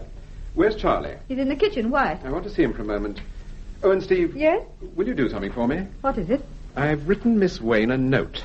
I want to make certain that she gets it sometime today. Would you take it down to Conway and Race's? What, now? Yes, it's pretty urgent. Why can't Charlie take it? Because he doesn't know Miss Wayne, and I want to be absolutely certain that it's handed to the right person. Well, why don't you phone her? Because I've written a note, darling. Here you are. All right. I've got to do some shopping anyway. Don't wait for a reply, Steve. Just say it's from me and that it's very urgent. All right, I'll be back sometime this afternoon, possibly about 4. Oh, and Steve. Yes? Keep out of the hat department. Charlie? Yes? Mr. Temple wants you in the study. It's all right, Mr. T. Good morning, Inspector. Morning, Temple. Now, sit down, won't you? Would you care for a drink? No, thank you. Well, now, what can I do for you? I've been talking to Miss Ferguson, and there are 1 or 2 details I'd like to check. Yes? Were you and Mrs. Temple actually here when Miss Ferguson arrived? No, we turned up shortly afterwards. Charlie was going out, and when he opened the door, Miss Ferguson was on the doorstep. Did she say anything? Well, I believe she asked for me. She was in a pretty bad way, you know. Yes, so I understand. How is she this morning? Oh, very much better. I need hardly tell you I take rather a dim view of this Ferguson episode. Yes, I rather thought you would. If I'd known that she'd been instructed to watch La Mortella, I'd never have gone near the place. But her investigations had nothing whatever to do with the Gilbert case. How do you know? Sir Graham told me. Oh. She was watching La Mortella because the special branch thought the club was being used as a drug centre. And you think that's got nothing to do with the Gilbert case? Well, has it? In my opinion, yes. Really? Why, it's interesting. Temple, look. When Brenda Sterling was murdered, her shoe was missing, correct? Correct. When Mrs. Talbot was murdered, her shoe was missing. Correct. Now, in my opinion, both these women were carrying a supply of drugs, and it's my bet that the stuff was concealed in the shoe. In the heel? Yes. But, Inspector, I don't know if Sir Graham told you what happened to Miss Ferguson. He did finally decide to confide in me. Well, she was abducted and put through what was almost third degree. But when she finally broke down and told them that she was investigating possible drug smuggling, they completely lost interest in her and she was released. And what does that prove? That once they knew that, they were no longer worried. Couldn't that have been a blind? What do you mean? Well, isn't it possible that you're thinking exactly what they want you to think? What? They question Miss Ferguson about her activities, they learn that she's investigating a possible traffic in drugs, and they profess to be completely disinterested. Yes, I see what you mean. Well, it adds up, Temple. They release the girl, knowing perfectly well that she's convinced they've nothing whatever to do with the drug traffic, and that 10 to 1 she'll convince us. It's quite an idea, Inspector. Oh, we do get ideas occasionally, you know. Well, let's take your theory a step further. How does Fabian fit into the picture? Well, if I'm right, Fabian's the head of the whole outfit. And he murdered Brenda Sterling? Well, I wouldn't say that. But it's possible that Gilbert was an associate of Fabian's. And actually did commit the murder? Yes. Then how do you account for the statement that Galeno made? I can't. But he now says that Mrs. Talbot wasn't with him the night Brenda Sterling was murdered. I'm afraid, whichever way you look at it, he's a pretty unreliable witness. No, I don't know. He must have been considered a pretty important one, otherwise he wouldn't have been beaten up. Yes. Yes, that's true. And it's only since he was beaten up that he's changed his mind. Exactly. Inspector, forgive my asking, but are you married? No. I'm a bachelor. Why do you ask? Well, I wondered, that's all. But you must have had a reason for asking a question like that. Yes, I had a reason. Well? I think it's possible that your life is in danger. Why do you say that? Because of what happened to Miss Ferguson? Partly.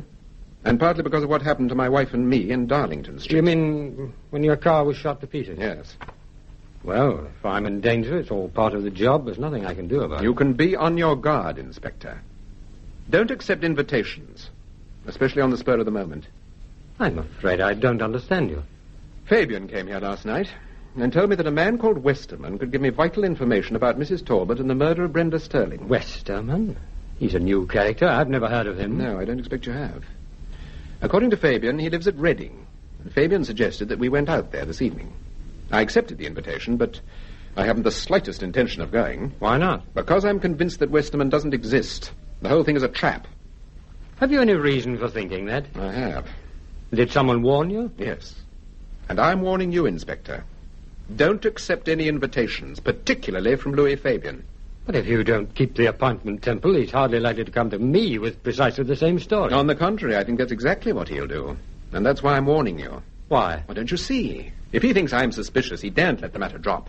He'll have to pursue it, otherwise it would look more suspicious than ever. Yes. Excuse me. Hello? Yes, Paul Temple speaking. Oh, hello, Reynolds.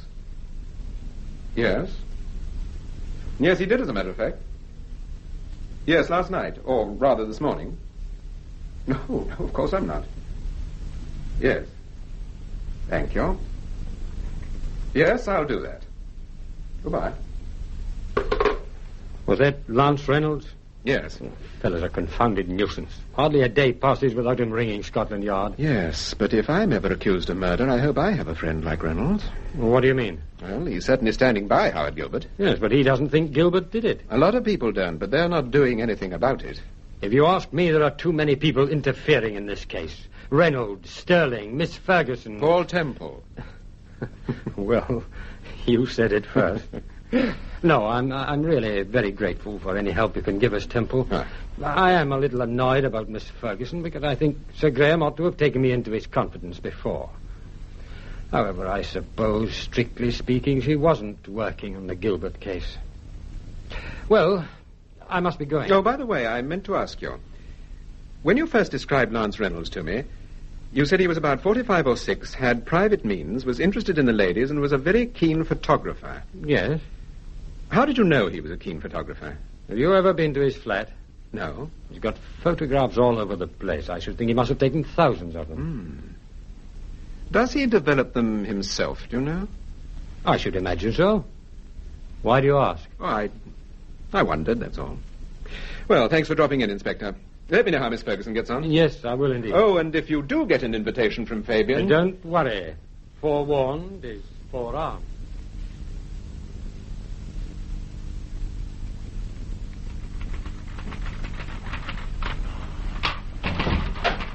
Did you ring, sir? Yes. I don't think much of this tea, Charlie. What did you put in it? Oh, just the usual, sir. It's not very good. Well, I usually make a very nice cup of tea, sir. I'm glad you think so. Is Mrs. Temple back yet? No, sir. She's very late. Well, it's only just gone 5. Yes, I know, but she said she'd be back about... Oh, there she is. Hello. Oh, hello, Steve. I was just beginning to wonder... Darling, what is it? What's the matter? I'm all right, Paul, but I've been in a car accident. Car accident? Oh, is that a cup of tea? It's okay, Mrs. Temple. I'll see to it. Steve, you all right? Yes, I'm all right now. I've been pretty badly shaken, that's all. But what happened? Were you in a taxi? No, someone gave me a lift. Oh, thank you, Charlie. This is heaven. Would you like something stronger? Perhaps a drop of brandy or something? No, this is lovely, Charlie. Heavenly cup of tea. Thank you, Mrs. Temple. You do make wonderful tea, Charlie. Well, I've always thought so, Mrs. Temple. Still, it's nice to be told. Would you like another cup, sir? No, thank you. That'll be all, Charlie. Yes, sir. Are you feeling better now? Yes, sir, thank you. Well, what happened? Well, I suppose I'd better start at the beginning. No. You said you accepted a lift from someone. Yes, Mr. Reynolds. Reynolds? Yes. But what on earth did you accept a lift from... Darling, don't you think I'd better start at the beginning? Yes, all right. Well, when I arrived at Comrade Races, the first person I saw was Betty Wade, and she was just getting into the lift, so I got in too. Did you give her my... Yes, I gave her the note, and she read it and put it in her handbag. Well, didn't she say anything? Never a word. Did she show you the note or tell you what was in it? No, but whatever it was, it certainly seemed to shake her. She dropped her handbag twice, got out of the lift without saying goodbye. Anyway, after that, I went downstairs and stayed there until about 12:30, and then I went into the restaurant. I left there at about 2:15, and literally bumped into Lance Reynolds. We chatted for a few moments, and then I went up to the library and changed the books. I suppose I must have stayed there until about 2:30. Yes, go on. Well, I had a manicure appointment at 2:30, so I went up to the 3rd floor and bumped straight into Reynolds again. Was it deliberate? Was he following you? No, I don't think so. Not for a moment. Well? Well, they kept me waiting for the manicure, and I didn't leave there until about 3:30. I took the lift to the ground floor, and the first person I saw was Lance Reynolds. Oh, really? Hello, Mrs. Temple. Are you following me, or am I following you? It's beginning to look very suspicious. I suppose if we'd arranged to meet, we shouldn't have found each other. That's about it. Are you on your way home? Yes. Well, can I offer you a lift? Oh, no, thank you. It's quite all right. Have you got the car? No, matter of fact, I haven't. Well, you'll have the dickens of a job getting a taxi at this time of the afternoon on Pellier Square, isn't it? Yes. I can drop you easily. If you're sure it's not out of your way. No, it's a pleasure. Here, let me take your parcels. Thank you very much. Through here. My car's outside.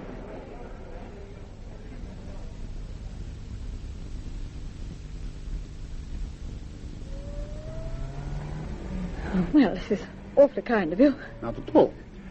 I'm rather glad we bumped into each other. Oh, why?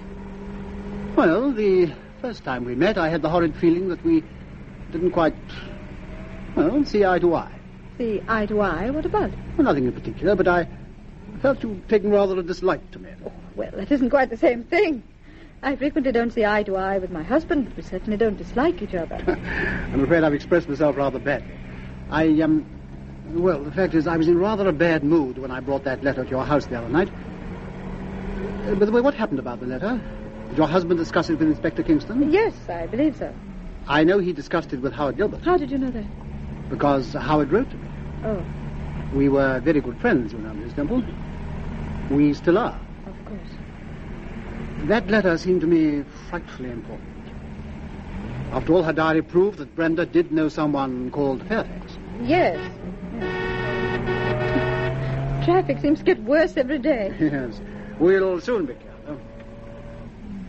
Did you see Miss Wayne this afternoon? This morning. We had lunch together. I gather you delivered a message from your husband. A note, yes. Do you happen to know what was in the note? No, I'm afraid I don't. Didn't Miss Wayne tell you? Yes. As a matter of fact, she did. Why are you asking me? I simply wanted to know if you knew. What was in it?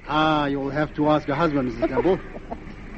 Incidentally, give him my regards when you see him and tell him I gave you a lift home. Yes, of course. It's funny how one can form a definite opinion of a person before meeting them, and then find that they're, well, not quite what you expect. Do you mean my husband? Yes. When I met him for the first time, I was surprised to find that car's trying to cut Well, in. there's plenty of room. I was saying I met your husband for the first time. What a stupid ass. What are you trying to do? We're going to hit the curb.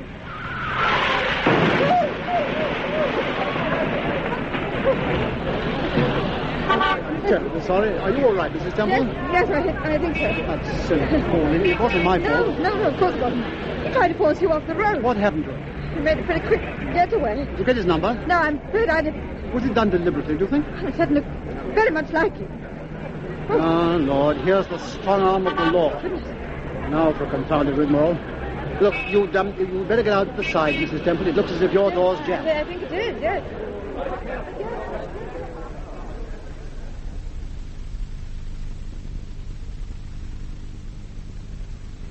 Well, after I'd made a statement, I took a cab and then came straight home. I must say, Reynolds kept his temper very well after all the accident. It wasn't his fault. No. Did you see the driver? Yes, but I wouldn't recognize him again. It was an open car. He was wearing a scarf and a pair of sunglasses. Oddly enough, I saw the car at Hyde Park Corner, but I didn't take any particular notice of it. He was probably tailing you. Yes, in view of what happened, I think he must have been. You know, I'm sure he did it deliberately. Yes. Steve, you don't know how lucky you are. I've got a pretty good idea. It was my side of the car that he very nearly... I'll take it. All right. Probably Reynolds. He said he'd ring to see if I got home all right. Hello? Yes? Oh, hello, Miss Wayne. No, he's here now if you'd like to have a word with him. It's Betty Wayne. She wants to talk to you. Sounds awfully het up about something. You surprise me. Hello, Miss Wayne? Yes? Yes, I know. I've just been hearing about it. My wife was with him. Didn't he tell you that? No. Just a coincidence. Yes, I think so, too. The sooner the better. Do you want to come here, or shall I... All right, I'll be there in 20 minutes. Goodbye. Well? My note did the trick. I thought it would. Paul, what was in that note? Would you like to see a copy of it? I certainly would. Here you are. Why, Paul! Don't look so staggered, darling. And now I'm going to see her. Are you coming? Just try and stop me. Oh, they don't be long. I want to get there as quickly as possible. Is she going to talk? I hope so, Steve. I sincerely hope so.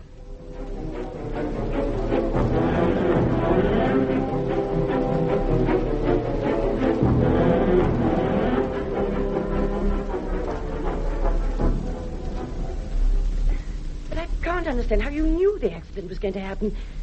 When I got your note, I thought you were just trying to convince me Miss Wayne, we've been here 15 minutes and you haven't told me anything I don't already know. Now, if you don't intend to confide in me, please say so. Well, what do you want me to tell you? Who killed Brenda Sterling? We can't talk here. You know Well, then why Sterling... didn't you come to my place? I suggested it. Oh, no, I didn't want to come to your house because I should only... Oh, I'm sorry to have dragged you here. And I shouldn't have phoned you. I only did it because you were desperate and thought I might help you. Well, perhaps I can. Look, you needn't worry about Sterling overhearing our conversation. He's not in his flat, and we told the porter to ring you the moment he arrives. All right. Howard Gilbert didn't murder Brenda Sterling. It's true they went to the theater that night and that they had a row, but that's not why she was murdered. Now we're getting somewhere. Go on. It's a long story. I don't know where to begin. You see, when Brenda Sterling first started to work at Conway and Races... Suppose we start with the Cordoba robbery. The Cordoba robbery? Yes. Then you know. I've suspected it for some time, but I wasn't sure. Paul, what do you mean, the Cordoba robbery? About a year ago, during Ascot Week, a diamond pendant was stolen from a wealthy South American called Mrs. Cordoba. Yes, I remember. She was staying at the Ritz, and the pendant, a cluster of rubies with 3 large matching diamonds, was reputed to be worth $250,000. The Yard investigated, but the pendant was never recovered. Well, now you go on, Miss Wayne. Well, Mrs. Cordoba often came to Conway and Races. Well, I sold her literally dozens of dresses. Then one day she gave a party, and she invited 2 or 3 of the girls from the shop. 2 or 3? Well, Brenda, June Michael, and myself. Uh-huh. Go on. We went to the party, and we thoroughly enjoyed ourselves. As a matter of fact, that's where I first met Louis Fabian and Lance Reynolds. It was also the first time I saw the pendant. An exciting evening for you. Yes, it was. Well, next morning, Brenda, June, and I naturally talked about the party and the people we'd seen there. June said it was all wrong that one person should have so much money, and if someone decided to take Mrs. Cordova for a ride, she certainly wouldn't lose any sleep over it. Brenda and I laughed, of course. We thought it was just a joke. What sort of a person was June Michael? She was an extremely good-looking girl and an excellent model. But she just had no idea of the value of money. Well, about a week after the party, the Cordova pendant was stolen. And naturally, the papers were full of it, and Brenda, June, and I were pretty excited. We felt that, having actually met Mrs. Cordova and seen the pendant, we were, well, part of the whole thing. Yes, of course. And then, about a fortnight after the robbery, June was taken ill.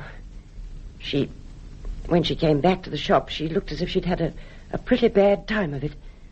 She said she'd caught a germ of some sort and that she'd also been upset by the sudden death of a close friend. Brenda asked her who the friend was, but she didn't tell us. Well, she seemed to be her old self again quite soon. Oh, well, I say she was herself, but actually she was more independent. And there were times when she'd suddenly get quite impudent. On one occasion, I just had to report her to the manager. Go on. Well, of course, she was annoyed about this, and for several days we didn't speak. And then, about a week later, June asked me round to her flat. Well, I was rather glad that she decided to, bury the hatchet. And when I arrived, I was surprised to find that she'd prepared quite an elaborate dinner, and there was a maid in the kitchen, and, well, the whole setup seemed to be strangely luxurious. Anyway, it was obvious that she wanted to be friends again. After dinner, there were just the 2 of us, June made a brief reference to her friend. The one who had died? Yes. She said that he was a stockbroker and had left her £3,000. And I said, well, that was a very nice windfall, but it would very soon disappear. She gave many expensive dinner parties. And she just laughed and said, don't worry, Betty, there's plenty more where that came from. Plenty more where that came from? Yes. And just as I was leaving, she gave me a parcel and said, this is for you, Betty. It's just a little present, darling. I took the parcel home, but I was so tired I didn't open it until the next morning. Yes? Well, you'll never guess what was inside that parcel, Mr. Temple. I know what